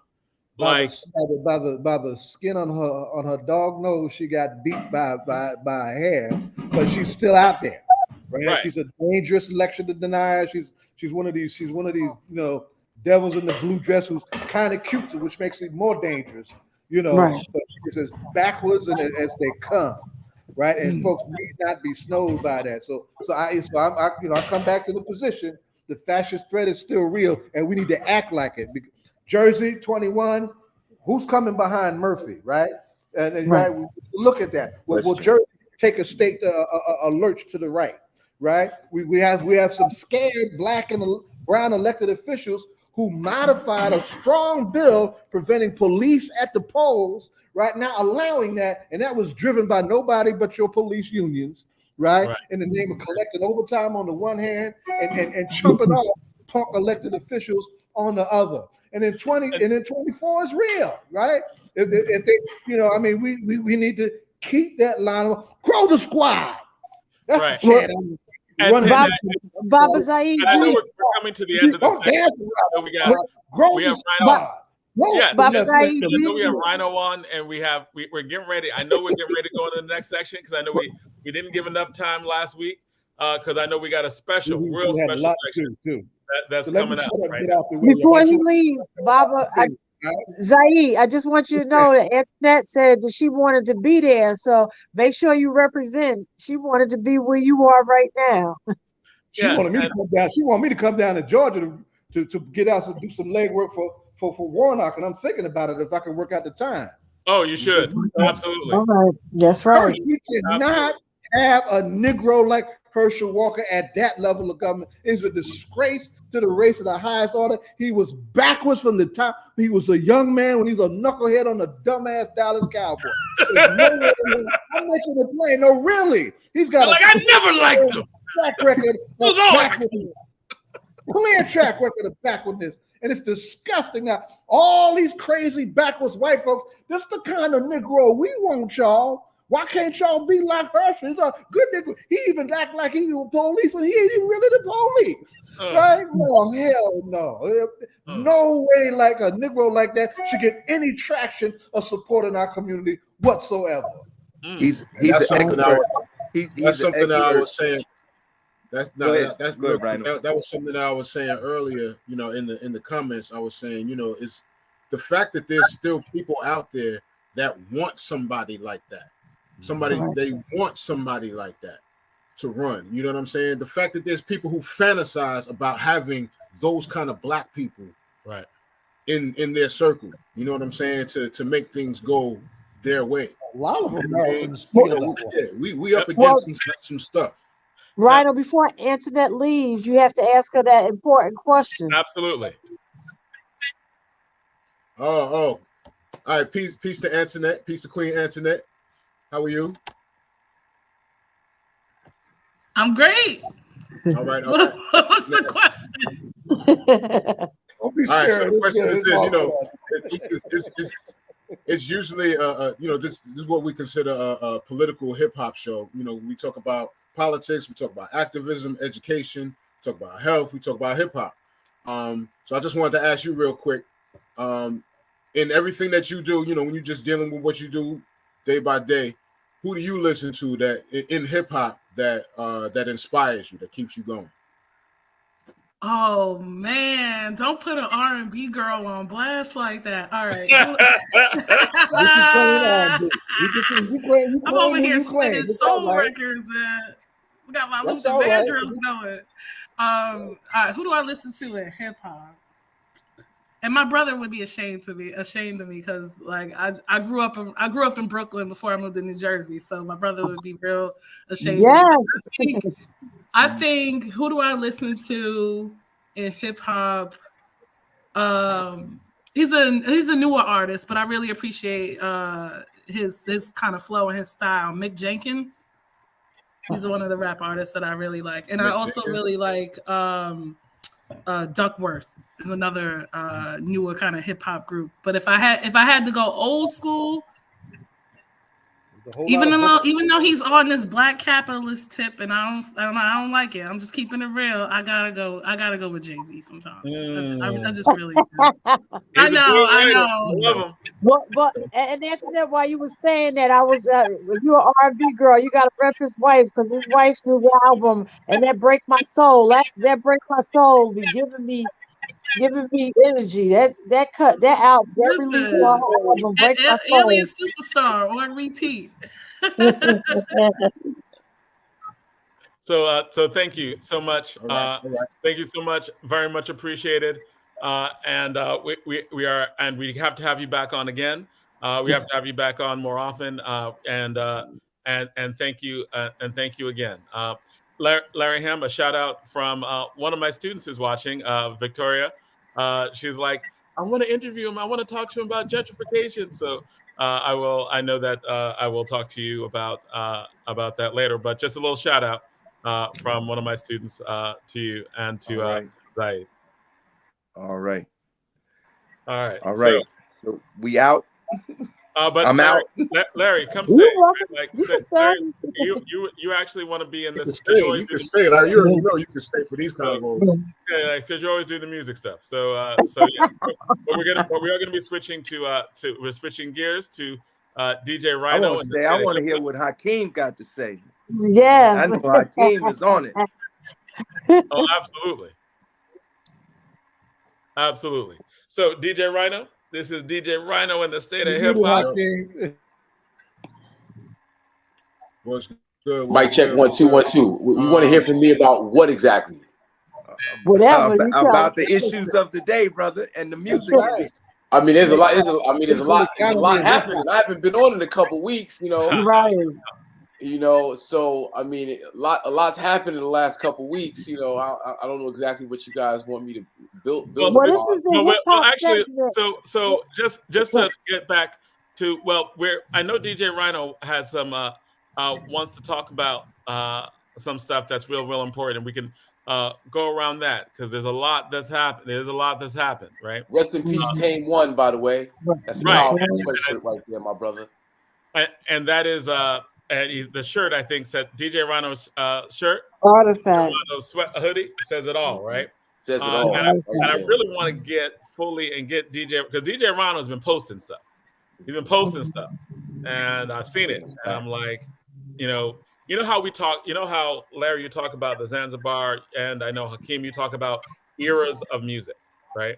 And when we get both of you talking, you talk about the culture, you talk about eras, you talk about stuff that happens. That's historical. That's important, right? I would say that DJ Rhino, in looking at a lot of these posts, you got a lot of history, brother, right? Like in terms of your lived history in hip hop that we should have been interviewing you, right? Years because there's so much stuff that you know. The best DJ, he's got the history. He's got it down. Cold. Right. I was going to ask DJ. I was gonna ask DJ Rhino because you had the graffiti shirt on last week, and now I'm looking. You got the artifacts on, and I remember I used to get so many artifacts T-shirts from Branford Place back in the day. Right, and there's a reason for that, right? And what I'm trying to do is get DJ to start talking, right? Because there's a lived experience that DJ Rhino has had that I don't think most of us know about because we never really talk about it. But that's what I want to try to bring out tonight. Well, I mean, with Tame, I mentioned it last week that Tame was my brother, and when I say my brother, again, I was an only child. Tame was an only child. We came from single mothers. Both of our mothers were co-workers, close friends, and hangout buddies. When they hung out, it was me and Tame. Now, this is when I was still living out on 110th Street in New York. We're talking like, early 80s. That street was still Harlem back then too, by the way. Yeah. And so this is early 80s. And, he was just Raheem at that time. You know what I'm saying? We were just doing graffiti and breakdancing and stuff. Him and I both met. Actually, we met in Long Island at a company cookout that was going, because my mother and his mother both worked at the New York Blood Program, the Red Cross in New York City. They had a company cookout in Long Island, and it was me, Raheem, and Ant. And when I say Raheem and Ant, I'm talking about Tame 1 and A Cool. And but this is before we were anybody, you know what I'm saying, before anything. So, but we came together, and the first thing, man, we fell in love with was Sucker MC. Sucker MC had just dropped around that time. That's all. Like literally, I know we were annoying everybody. Like all the grown-ups, we were annoying everybody because all we did was say the lyrics to Sucker MC all day. They were doing kind of like a karaoke kind of thing at one point during the cookout, and we were deciding whether we were gonna go up there and do Sucker MC, but we didn't have the nerve to go up there and do it, man. But that's all we did all day was recite Sucker MC, and we would take a break and do it like that, and then go back to Sucker MC. This is like early 80s. Now, like again, we were just doing graffiti and breakdancing. That's all it was about, was doing graph and breakdancing. Before I even moved out here, I would visit Raheem in Newark, and that's where I met, or Porn was his graffiti name, Porn, Porn or Porno, and that was his graffiti name. And it was me, Tame, Porn, A Cool, and my man G, Fat G, not G that y'all know, not G Dub, but my man Jannard. And that's who I knew, and that was on Pro Ave. You know what I'm saying? So this is early 80s. Tame would come visit me, I would come visit him. You know what I'm saying? Anytime my moms got together and was hanging out, that's what it was. We all hung out. And of course, I had my man is Lose FC. He was part of it. You know what I'm saying? He was always with me. That was my day one. You know what I'm saying? In New York. So all we did was do graffiti, man. Me and Kel, we took Tame over to the wall in Riverside Park where the original mural for Wild Style was painted. It was still fresh at that time. We're talking about 80, 82, 83. It was still fresh. I remember when me and Kel first spotted, we bugged out. We lost our minds. So when Tame was with us, because Tame was doing graffiti, we took Tame to go see that. It was like, yo. So everything that we did, I mean, we did everything together from that point in hip hop. We went and saw Style Wars together. We went and saw Wild Style together, Beat Street and Crush Groove. We went to all of the Fresh Fest joints. We went to Beacon Theater and Madison Square Garden and Nassau Coliseum and the Funhouse. We went anywhere where Run DMC was going to be, we were there. You know what I'm saying? So we also saw, Houdini, Fat Boys, UTFO. You know what I'm saying? We saw all of them. That was our lives, man. You know what I'm saying? We went to the train yards. You know what I'm saying? I remember going to the train yards right after DJing a party with my man R-Train, my man Rich Love, and still had on fresh gear. I'm sporting white and gray. You know what I'm saying? I had the two-tone back in the days when you had the two-tone jeans. I had white and gray two-tones and white Pumas and all of that, and going to the yards and getting messed up doing the trains and all of that. This was our lives. We lived it. So again, we talking about graffiti, breakdancing, and this is before we were rhyming and DJing. All right, when I finally moved out to first, before I even get to that, when we were doing the graffiti, how he got his name Tame, I used to write Taxter in New York. When I was on 110th Street, I used to write Taxter. That was my tag. Raheem came, he liked the name, he brought it to Newark, and he started writing Taxter. I changed my name because I was always changing names anyway, just doing graffiti stuff. I started writing Tame. He visits one day, he liked that, he gave Taxter to my man Ant, and then he took Tame, and he kept that for the rest of his life. Like literally for the rest of his life, he was Tame 1. I told the story at his service. I don't know if it was the sound of Tame or. Yo, you named him, bro? Right. He named himself. Let's say that he took the name. He took what I was tagging and started tagging it in Newark. You know what I'm saying? I was still on 110th Street in New York. And back then in the graph world, it was like, oh, you write this? Oh yeah, but he's the one from Jersey. He's the one from New York. And, that was that kind of thing. So he was writing Tame in Jersey, and that was his name. I changed my name to Zash and was writing all kinds of other stuff. You know what I mean? But he stayed with Tame for the rest of his life. He became Tame 1, Tamer D. So that's how that went. So then I moved out here late 84. So I always tell people from 85, I was living out in Newark. I moved out here in 85. I was in the Colonnades with my mom. He showed me everything. Him and Malik, and they showed me everything out here. We took mad walks out here. You know what I'm saying? Showed me the ropes in Newark, all of the oranges, you know what I'm saying? Everything. They showed me everything. You know what I'm saying? I met Mellow Max. I met Jay Burns.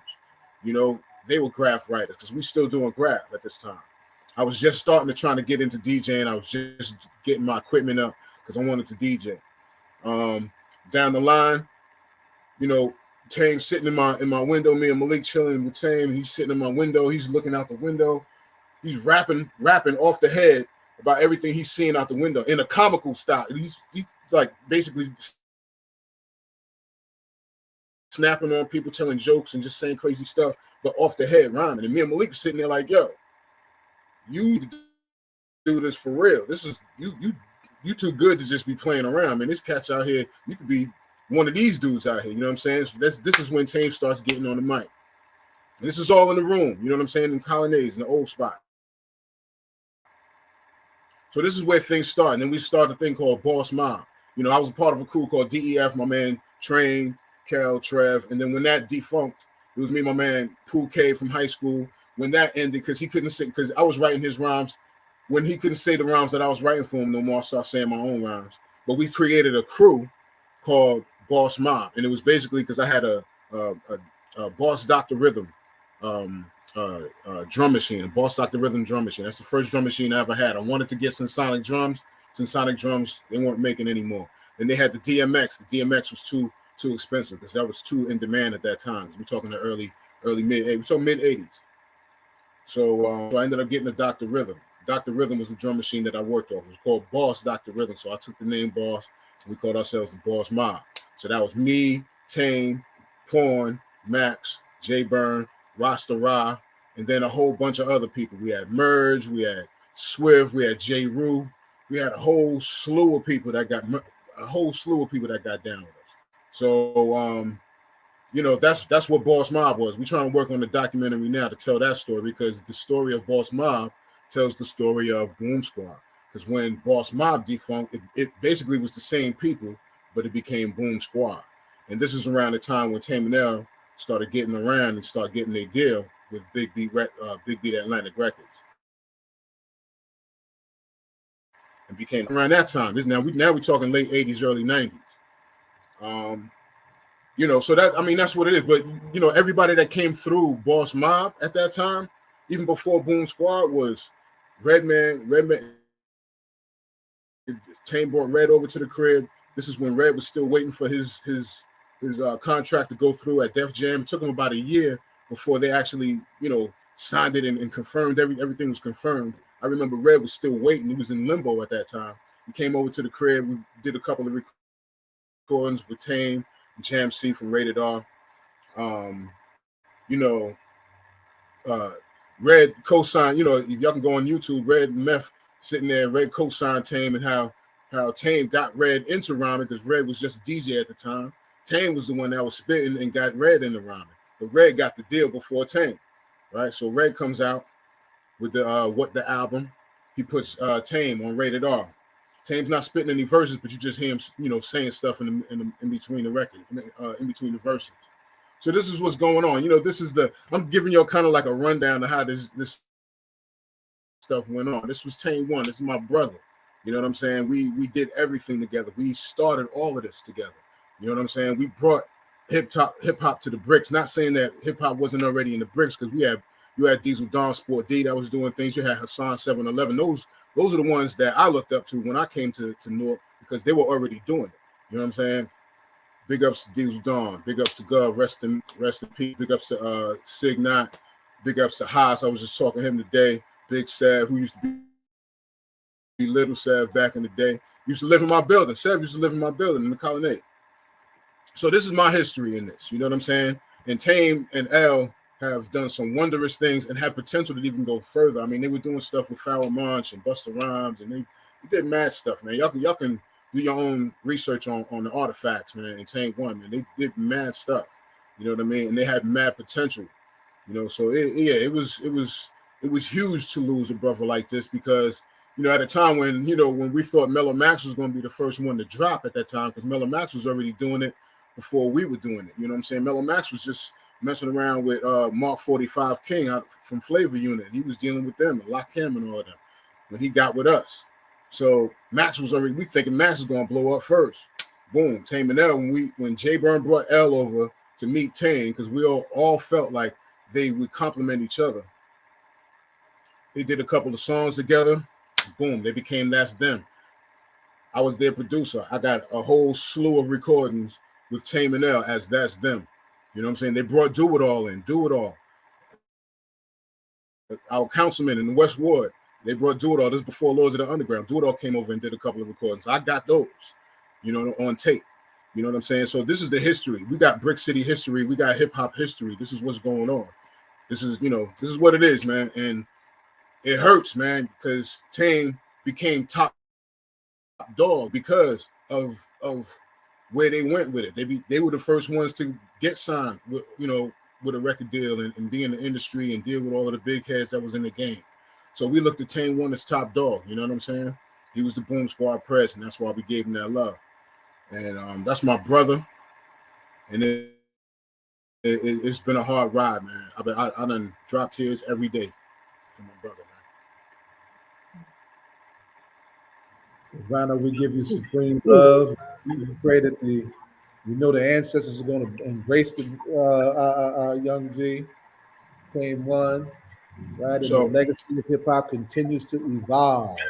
And those are important roots that you're talking about, that y'all together had a hand in the nurturing between New York and Newark. That's a powerful story. Love yeah, because I brought my brothers from New York out here. Mm-hmm. And, you know, he would bring his peoples out, you know. We just put New York, we tried to bring New York and Newark, at least Newark, because, you know, I was, at that time, I wasn't messing with no other parts of Jersey but the bricks. So, you know, we were trying to make New York and Newark, you know, a thing, man, just making it powerful, man, because we had such a connection, man, when it came down to the culture. You know what I'm saying? And at the service, man, it was good. I got to say big ups to, of course, Redman. Redman came through and he spoke for Tame. Pharoah Monch was there. He was in the cut. He didn't say nothing, but he was in the cut. You know what I mean? And I know he really respected Tame's craft. You know how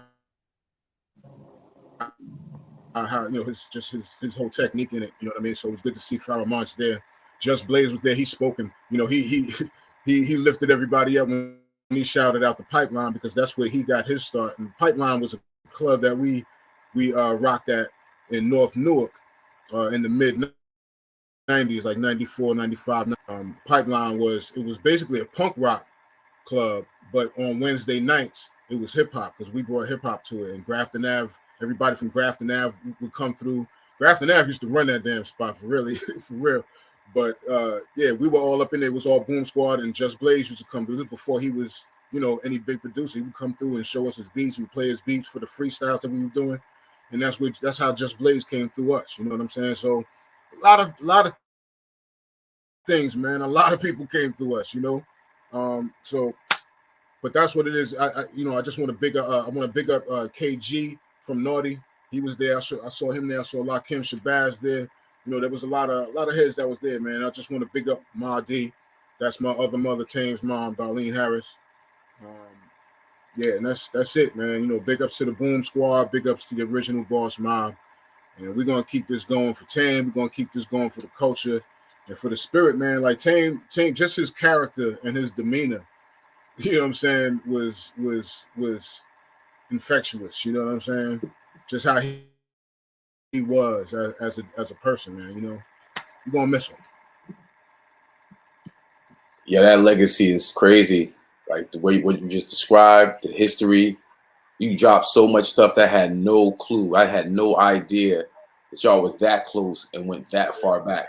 And you talking about 82, 83, Suck MC. I was in junior high school. So as I'm listening, like, man, y'all was young dudes, just fully in the culture, not knowing it's the culture. Man, we were 12, 13. Yeah. Wow, that's amazing. I know Mellow Max from. I grew up with him. I've known him since I was 8, 9 years old. You know, I watched him with graffiti. Like, I was never talented enough to do art like that. Mm-hmm. But Mellow Max, Corey, he was always ill. Like grade school, he was nice with it. And then to see what you guys did with graffiti culture coming out of Jersey. Well, you from New York, but the Jersey scene was so well respected in the graph community, late 80s, early 90s. Artifacts was like the lead, right in the mix, the lead, like you knew what it was, you know. But man, that's a very important legacy that I can't wait for this documentary to get done so the world can hear the story about the artifacts and Tame One, Elder Sensei, Chaos, yourself, you know. Yeah, bro, it's deep, deep, deep. Rest in peace, Tame One, legendary brother. Rest in peace, Tame One. Rest in peace, Tame One, man. Also, man, I want to say rest in peace. You got down to the library Sunday? Did you get down to the library? Yeah. To see Rashad's son on. That was a heavy one. Yeah. Rest in peace to Rashad's son, man. That was another one that heavy. And that was just before Tame. Heavy. I had no idea. Before Tame. And there was stuff that I had no idea about with Rashad's son. Like I didn't know, you know.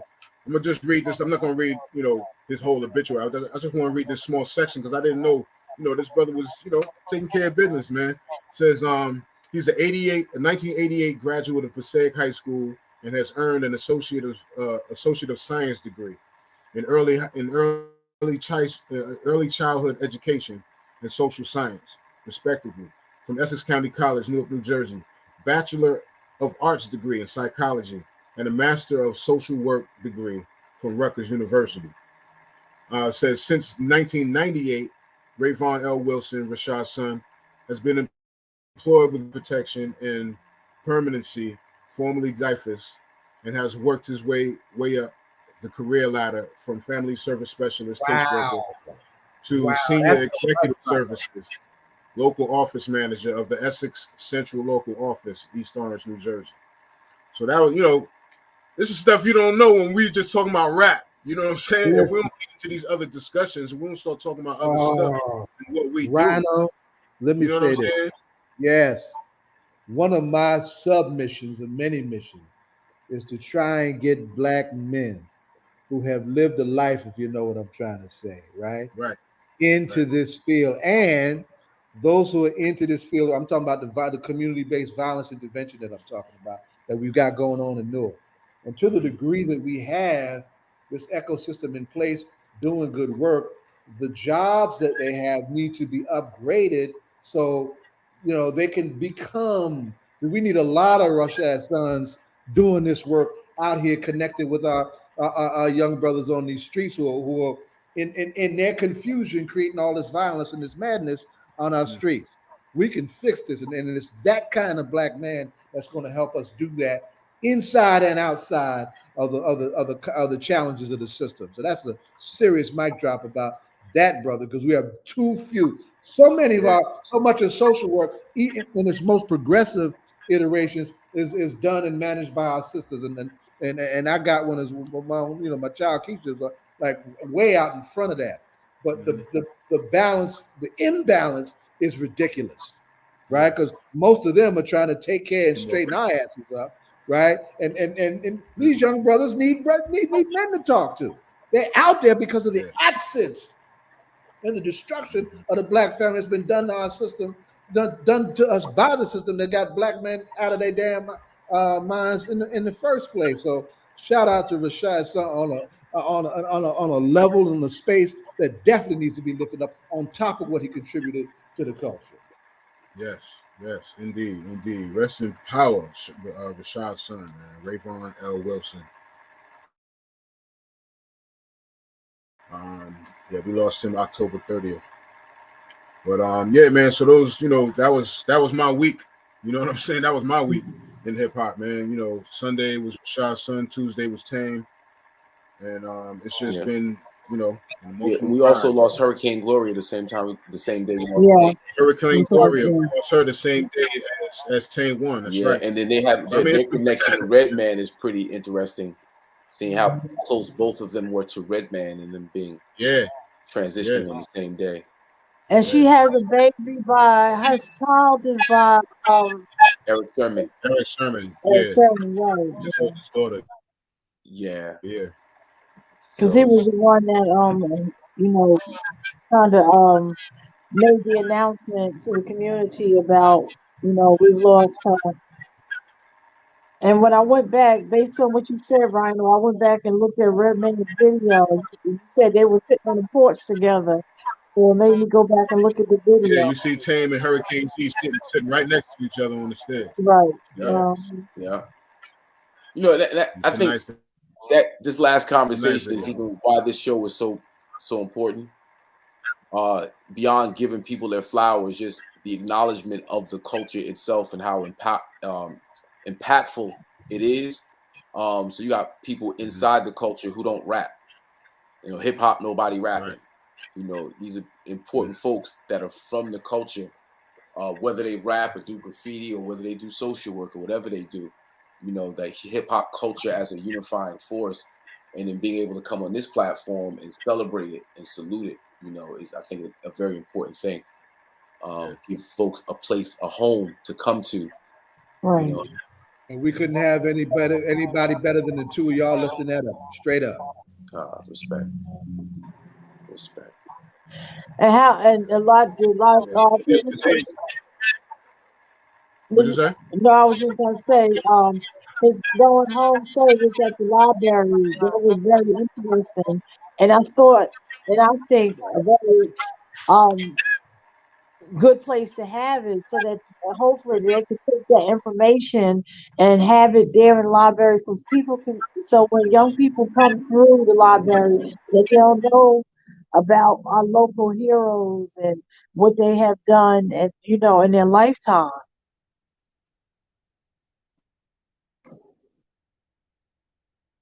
You're on mute, but Rhino can't hear you. What I was thinking too is that that you know, he was an artist, you know what I'm saying? I thought this probably would have been dope for Tame too, but we didn't have a chance to do that. But just the fact that, you know, Rashad Sun is an artist, and to have his service in an art museum, it's kind of dope. Because he's art himself, you know what I'm saying? Mm-hmm. Not just music, but just what he was about, you know. Yeah. So that was unique. That's the generation. That's the generation. You know, the so-called hip hop generation is now in the leadership of the museum. That's the youngsters that runs the museum now, right? So that's a few years ago that wouldn't have been possible. That was folks wouldn't have been from within the inside of an institution like that. But it belongs there, based on everything that brother was and gave. It belongs there. And going back to what you were saying about Tame One, and like I said, I can remember buying artifact shirts from down on Branford. But last week you spoke about in Mount Vernon at the library there, the event that Tamir had put on. And one of the things that me and Tamir had started talking about graffiti. And we were talking about doing murals in the city. And like 2 days later, Tamir had came and he had showed me, he had pulled out his notebook. He was like, look, I used to do graffiti, and he still had his notebook from the graffiti. And it made me think, like, when a graffiti artist does the work on the walls, and I guess sometimes it does just happen, but what I had seen with Tamir, he would draw out what he was going to do, and he still had a whole notebook full of work that he had put out. But this was the first part of it. He would draw it in a notebook before he tagged or did it whatever wall or place he was going to put it on. And that was like really big. I was like, wow. Yeah. Usually that's the whole thing. You do it in the black book first before you put it on the wall or on the train. Yeah, you gotta put it in the black book first, and then you do your thing on the train, on the wall, or whatever. You know, it's funny. You know, going back to Tame also. You know, when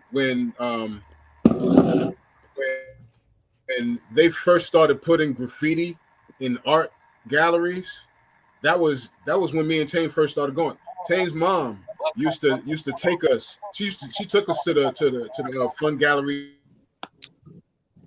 downtown in the Ville, and we met Patty Astor, we met Keith Haring, we met some of the graph writers, you know, Crash and all of them. Matter of fact, that's around the same time when I first met Jerry Gant, and Jerry Gant was from out here, but we were all in the city because all of the artists were in the city. So that's where I remember meeting Jerry Gant around that time, because everybody was in in these galleries, because graph was just becoming accepted in art galleries at that time. You know, so I remember that. Jerry's anniversary was last week too. Say that again. Jerry's birthday and anniversary, the transition anniversary, was last week too. Yeah. Yep. Yeah, and also right. the Philly Art Project. Now that, you know, like, you can go to Philly and you just see these massive murals all over Philadelphia. But I know the Philly Art Project, they go out all over the world and speak about how to, you know, how important these murals are to the community, because it's like, you know, you be in Philly, and like you might be in the labor district or what, like the hospital, like where the hospital are, and they have art that kind of reflects the area that you're in, and you be looking at it, you know, like sideways, because it's just like artwork that's the length of a building, a tall building. It's really just massive and beautiful. Mm-hmm. And Yeah. even in Jersey City now, they got some big, like over going up to the Holland Tunnel, they got some beautiful artwork over there. Yeah, and if y'all ever notice, if you look at and this has been going on for years now. I mean, since the '90s. But if you notice, you know how when you see buses and the whole bus is painted, like, you know, the whole bus is an advertisement. You Right. know, that came from whole cars, doing whole cars on trains. When the train would come in and you high car of the train was covered in a whole piece and design with everything on it. That's where that whole idea comes from. That comes from graffiti. You know what I'm saying? There was a time where some of these graffiti artists started working for advertisement agencies. Mm. You know, I remember that. I remember, you know, it got to a point where, you know, it was like, all right, we got to step it up. You know, they were starting to got rid of the graph on the trains. What are we going to do? And they started getting jobs in advertisement agencies, and they started bringing their graffiti skills and techniques to that, you know, to that area. And so even in Newark, we started seeing things like the buses and cabs and all of that, you know. look at the one on McCarter Highway, like when Raz, they did the whole McCarter Highway from, like, I think it's like from West Market all the way down to the longest running mural in the world. Continuous mural in the world. Yeah, and I know a couple of those people too. I know a couple of the people that did. How about your Adrian Willis 42 dresses on that too? Outside, Hanif, I can tell her part of that. Yeah, now his is beautiful. But they all are beautiful. But I remember the night they were doing it, and I was driving by, and I was like, "Oh no, Stephen!" I got out and talked about it, and then and there was a couple of people. I think one of the kids came from Brazil to participate. People came from all over to participate in that project. Yep. And there's From a art, class man. Newark, man. You know, when they say Newark is for artists, it's for real, man. You can go anywhere in Newark and you see some kind of a mural somewhere on the wall. And that's that's another thing I gotta say. That's another thing. We are in the midst of trying to find the right location, because a Tame 1 mural will be going up soon. You're not trying, you're doing. We are doing. And as a matter of fact, we need to get more information about that, because there is a grant in North right now for artists who were affected by COVID. There's a grant for $1,500 for artists in the city of Newark that is being advertised right now. Okay. Also, real quick, want to say happy anniversary to LL for the radio release, the radio album he put out in 1985 on Def Jam Records. That was his debut album with "I Need a Beat," and "Can't Live Without My Radio," and all of that stuff was on there. "Rock the Bells," you know, which is his signature now. You know what I'm saying, and everything that he does. Big ups to LL for the anniversary of the release of Rock the Bells album. Well, excuse me, radio album. It's got Rock the Bells on it, but the name of the album. Radio. Yeah. Suckers never pay me. What's the one looking on, like walking with the big hoop earrings? I love that song. Round the Way Girl. Yeah, Roundaway girl. Yeah. Oh yeah. Right. And that was you know what conversation I think I missed? What? Kyrie. I talk about Kyrie. It's old news. Oh, we didn't speak. No, Kyrie. Well, let's talk about it. I don't know. I might want to throw a curve at him, man. I just figure y'all probably talked about it last week or the week before. No? I don't know. Did we? No, I don't think we talked about it last week. No, because we have. What's your opinion, Jonathan? Yeah, man. Kyrie controversy with the Jewish community. I think that a couple of things. First, I'm like white supremacy. Somebody wrote on Cheeseman on the show. Jessica wrote that white supremacy got you defending people you don't want to defend, right? And because it's just like, there's an insurrection. There's it's such a big deal, right? Like in terms of you must jump through all these hoops and we demand. And I'm like, he's a basketball player. Like I never thought that at one point he believed that Earth was flat. Like he was a vaccine denier. I'm just like, it's not. He's not the person who's going to be leading. No one was harmed by a basketball player watching the film. Like, I mean, I get that. Oh, it was offensive. You're gonna have to, pay a fine or whatever. But a week later, we still talking. Like, really? Like y'all treating Kyrie like he's like Trump. His career is on the line. Do more. No, I think he comes back Sunday. Yeah, I mean, like all of it, right? Like, his career is on the line, all that other stuff, all the stuff I don't care about. Like, and I'm not just saying I don't care about Kyrie. I mean, he's a great basketball player. I have never been one to be like, what's Kyrie's opinion on this? Like, it's just not. It just never has been a thing, right? It just never has. I've never cared about what Kyrie thought at any time, because when he's spoken about other things, I'm like, I don't think the Earth is flat. I don't know if he.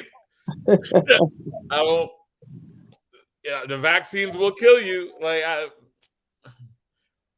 I'm just. And so it's like I put this documentary up, and I'm just like. It was just interesting, like what you said about the insurrection, right? And there have been other things that have happened where the Jewish community didn't rally together to cancel anybody. Well, I'm not even talking about that, right? Like I'm not even talking because on the real, I think that Black people need to be as protective of their history and culture as Jewish community and all the other stuff. I said that when the Woman King came out and glorifying slave masters. I'm like, the SS would never have been pictured as heroes in movies saving Jews. That just never would have happened. And I think that's a good thing.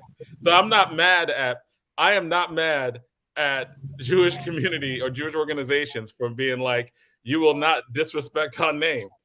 We need to be protective of ours, right? Right.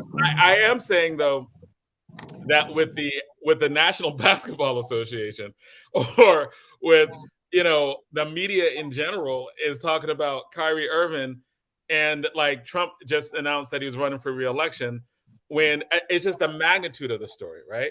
Like that he got when he should be going to jail. Right. Like that he got smacked for something he said because he's an entertainer and he's in a corporate contract and he said some stuff that went against your not that he even said anything. It's not that he even said anything.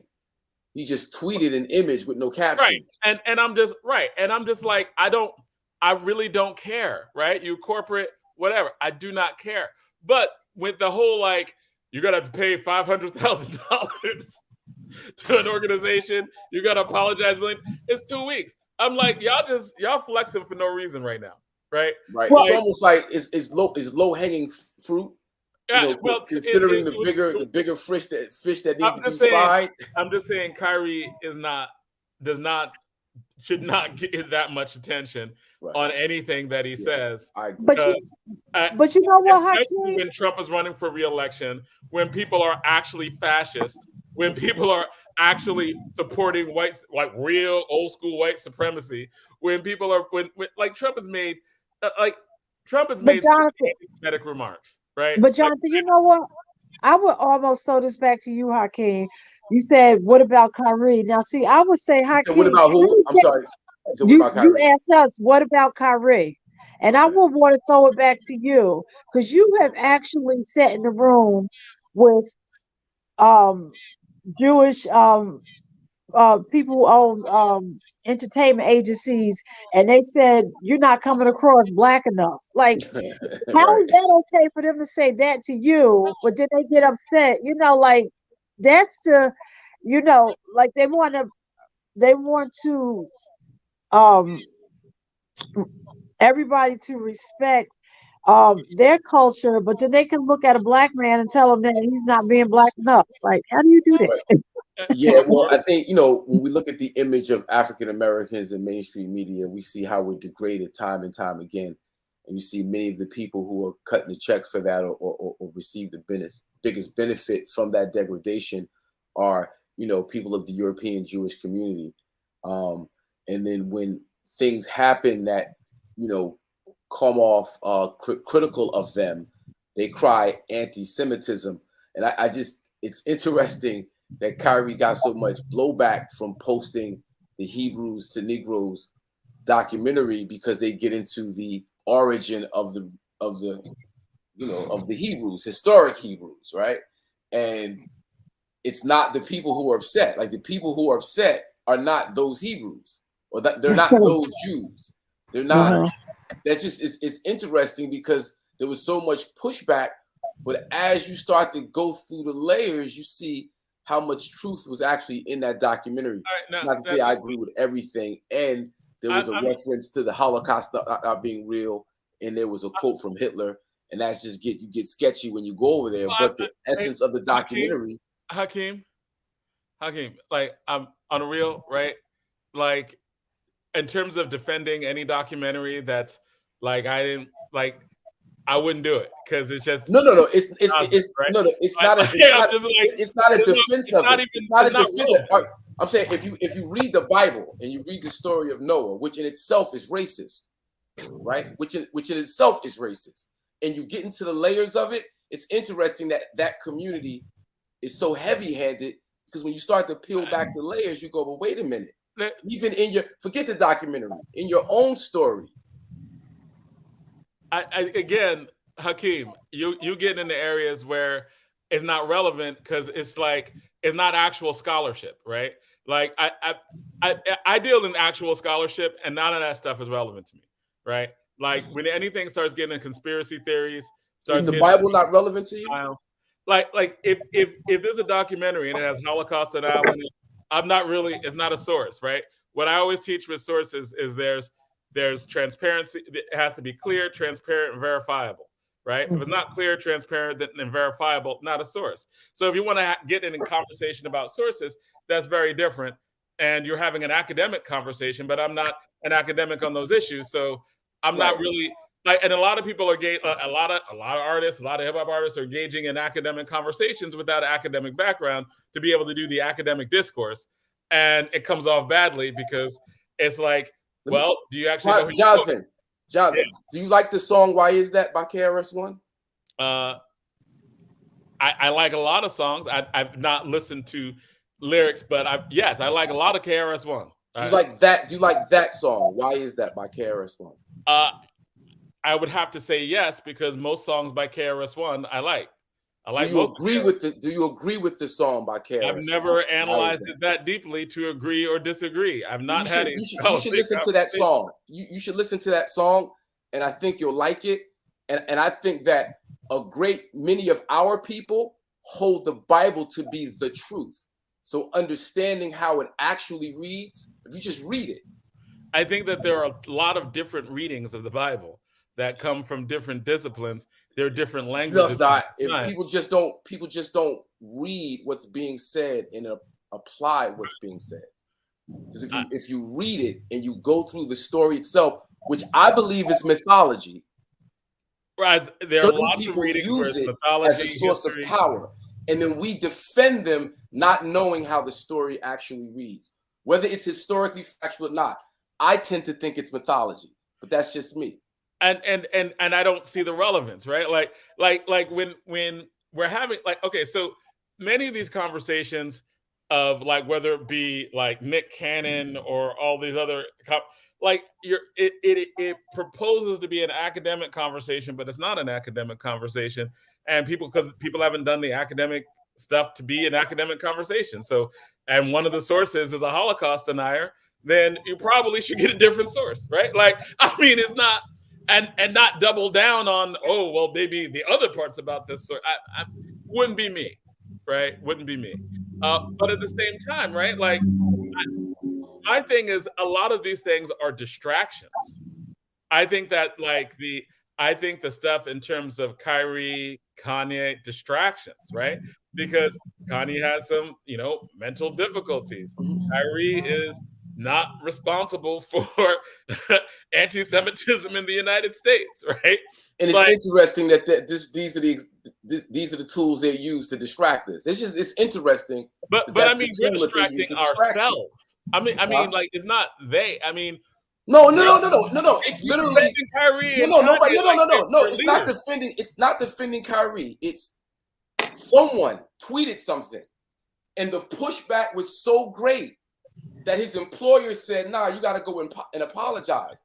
That sets a precedence for all of us to follow, because that community is that powerful. Well, first, it's not necessarily a new precedent, right? This has been going on for years, right? Like when you're talking about Black-Jewish relations and stuff that gets said, and then they're being pushed back one way or another. That goes back, like Malcolm X was talking about that, right? Like James Baldwin wrote an essay that I think it was called something like "Black People are anti-Semitic because they're anti-white," right? So you go on a lot of different Black-Jewish relationships over the years. There are power differentials. There's like Jewish people acting like white people and Black people calling on them acting like white people, right? There's also like stuff that's said that's may or may not make sense, right? That it can be offensive. But I think that for all of it, I think that the back and forth is Black people are not responsible for murdering Jewish people, and like we're not burning down synagogues. We're not the enemy. And that way, like some people might say some stuff that's offensive, but it rarely goes beyond the level of offense, right? And relative to the imagery that how Black people are painted, which is really offensive. But also to what your point is, when you're talking about Black-Jewish relationships, they're white, right? So that power differential and that white supremacy, it doesn't not exist, right? So when you're talking about things that happen in the record business, or things that happen in the movie business, or images, or stereotypes, or relationships. Before, in the 60s, there were a lot of Jewish-owned stores in Black neighborhoods, right? Like so when you get into those dynamics, or like Zaid would know about this, it was that like the teacher strike in Brooklyn in 1968, what it was, where you had a lot of Jewish teachers really, and the conflict with the Black parents.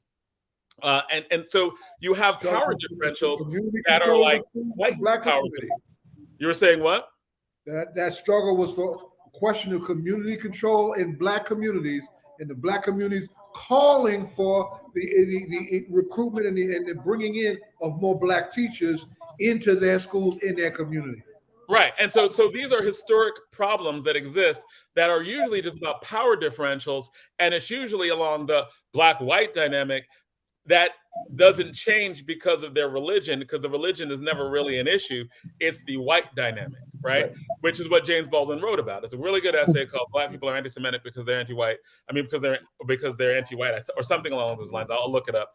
But it really is talking about power differentials, and how when there's a pushback of Black people against Jewish people in communities where we live together, right? Like in New York, Black people and Jewish people live around each other, right? Like, or in Chicago, we live around each other, right? Like, so there are these dynamics that take place because we live together, or in businesses together, right? Like as in like hip hop, where you have high concentrations of Black people as entertainers and high concentrations as Jewish people as managers, or people when there's that business relationship, right?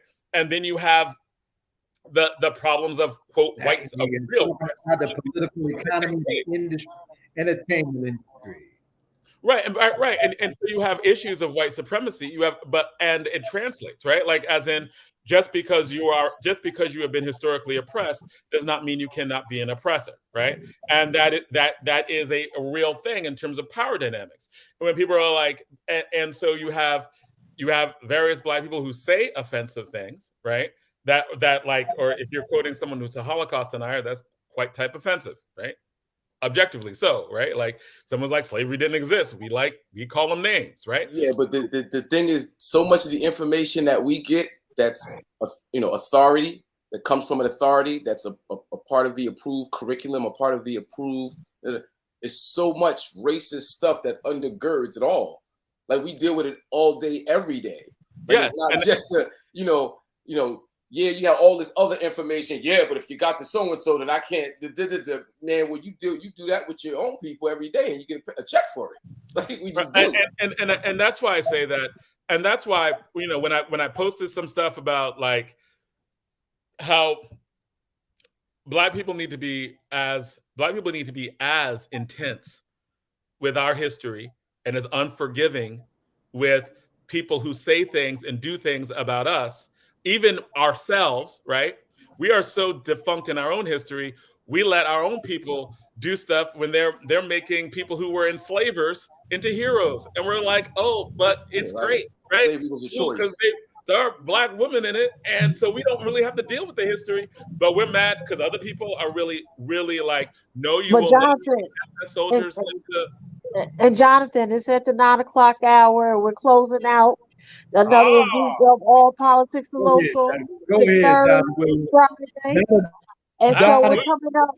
But no, and we're coming up on the fourth Friday, which this will be a beautiful conversation for Minister Hawk to he would love to have this conversation. So perhaps, who knows, on the next Friday, what our panel will have to say, what they will be talking about on the 25th. By the time we come back next week, people will have sat down and have had their annual Thursday dinner, whether you call it Thanksgiving, or whatever you call it. Family Day. Whatever you do, and I'm going to encourage people to do. Chairman, I remember a couple of years ago, Chairman gave everybody assignment. Put down the phones and find the eldest person in the room and sit down and talk to them and get some of the information that person has, because that person may no longer be with them and they're going to take the information away with them. So consider doing that when and if you're with family as the next Thursday approaches. That's at the heart of Jesus, by the way. Chairman, any last words? You can't hear you. He's muted. Okay, He's muted. I forgot how to unmute. December 16th, we're back in court in Philly for Mumia Abu Jamal. On that same day, Mutulu Shakur is supposed to come home. Okay, so that was your last word, Zaid. Right. Chairman, any last words? Tomorrow, Saturday, at 2:00, there's going to be a rally for Bernard Placide, who was killed by the Inglewood police. It's going to be at McKay Park in Inglewood. That is the intersection of Inglewood Avenue and Bennett Road in Inglewood. His mother came on our virtual meeting last night and told the story, essentially how the police came in and murdered her son, came into the house and murdered her son. And she had her attorney on with her. And it looks like the community is really rallying behind this family. So I'm urging people to go tomorrow to Englewood, to McKay Park at 2 p.m. That's McKay Park is at Inglewood Avenue and Bennett Road in Inglewood, New Jersey. And then on December 3rd, we're going to have a rally for Raphael Warnock. He's in the runoff down there in Georgia. We're going to rally on Saturday, December 3rd at 12 noon at the Martin Luther King statue in front of the Hall of Records at 465 Martin Luther King Boulevard in Newark. And then lastly, we're planning our Martin Luther King March for January 2023. That's going to be on January the 15th. We'll say more about that later. Hakeem, any last words? Rest in peace, Tame 1. Rest in peace, Hurricane Gloria. DJ, what's the last word you got, bro? I can't hear you. Definitely rest in peace. Rest in peace to Tame 1. Rest in peace, Hurricane Gloria. Rest in peace to Rashad. Also, real quick, tomorrow at NJ Pack at 8 p.m. They're doing like a hip hop jazz spoken word combination at NJ Pack tomorrow at 8 p.m. It's going to feature Chuck D, Rocky, Tim, speech from Arrested Development. We're also going to have Nikki Giovanni in the house. Wow. Jessica Care Moore. Huge. Who else was supposed to be there? Sonia Sanchez is supposed to be there. So it's going to be a huge spoken word deal tomorrow night. Accompanied by some serious at 8 jazz p.m. Check.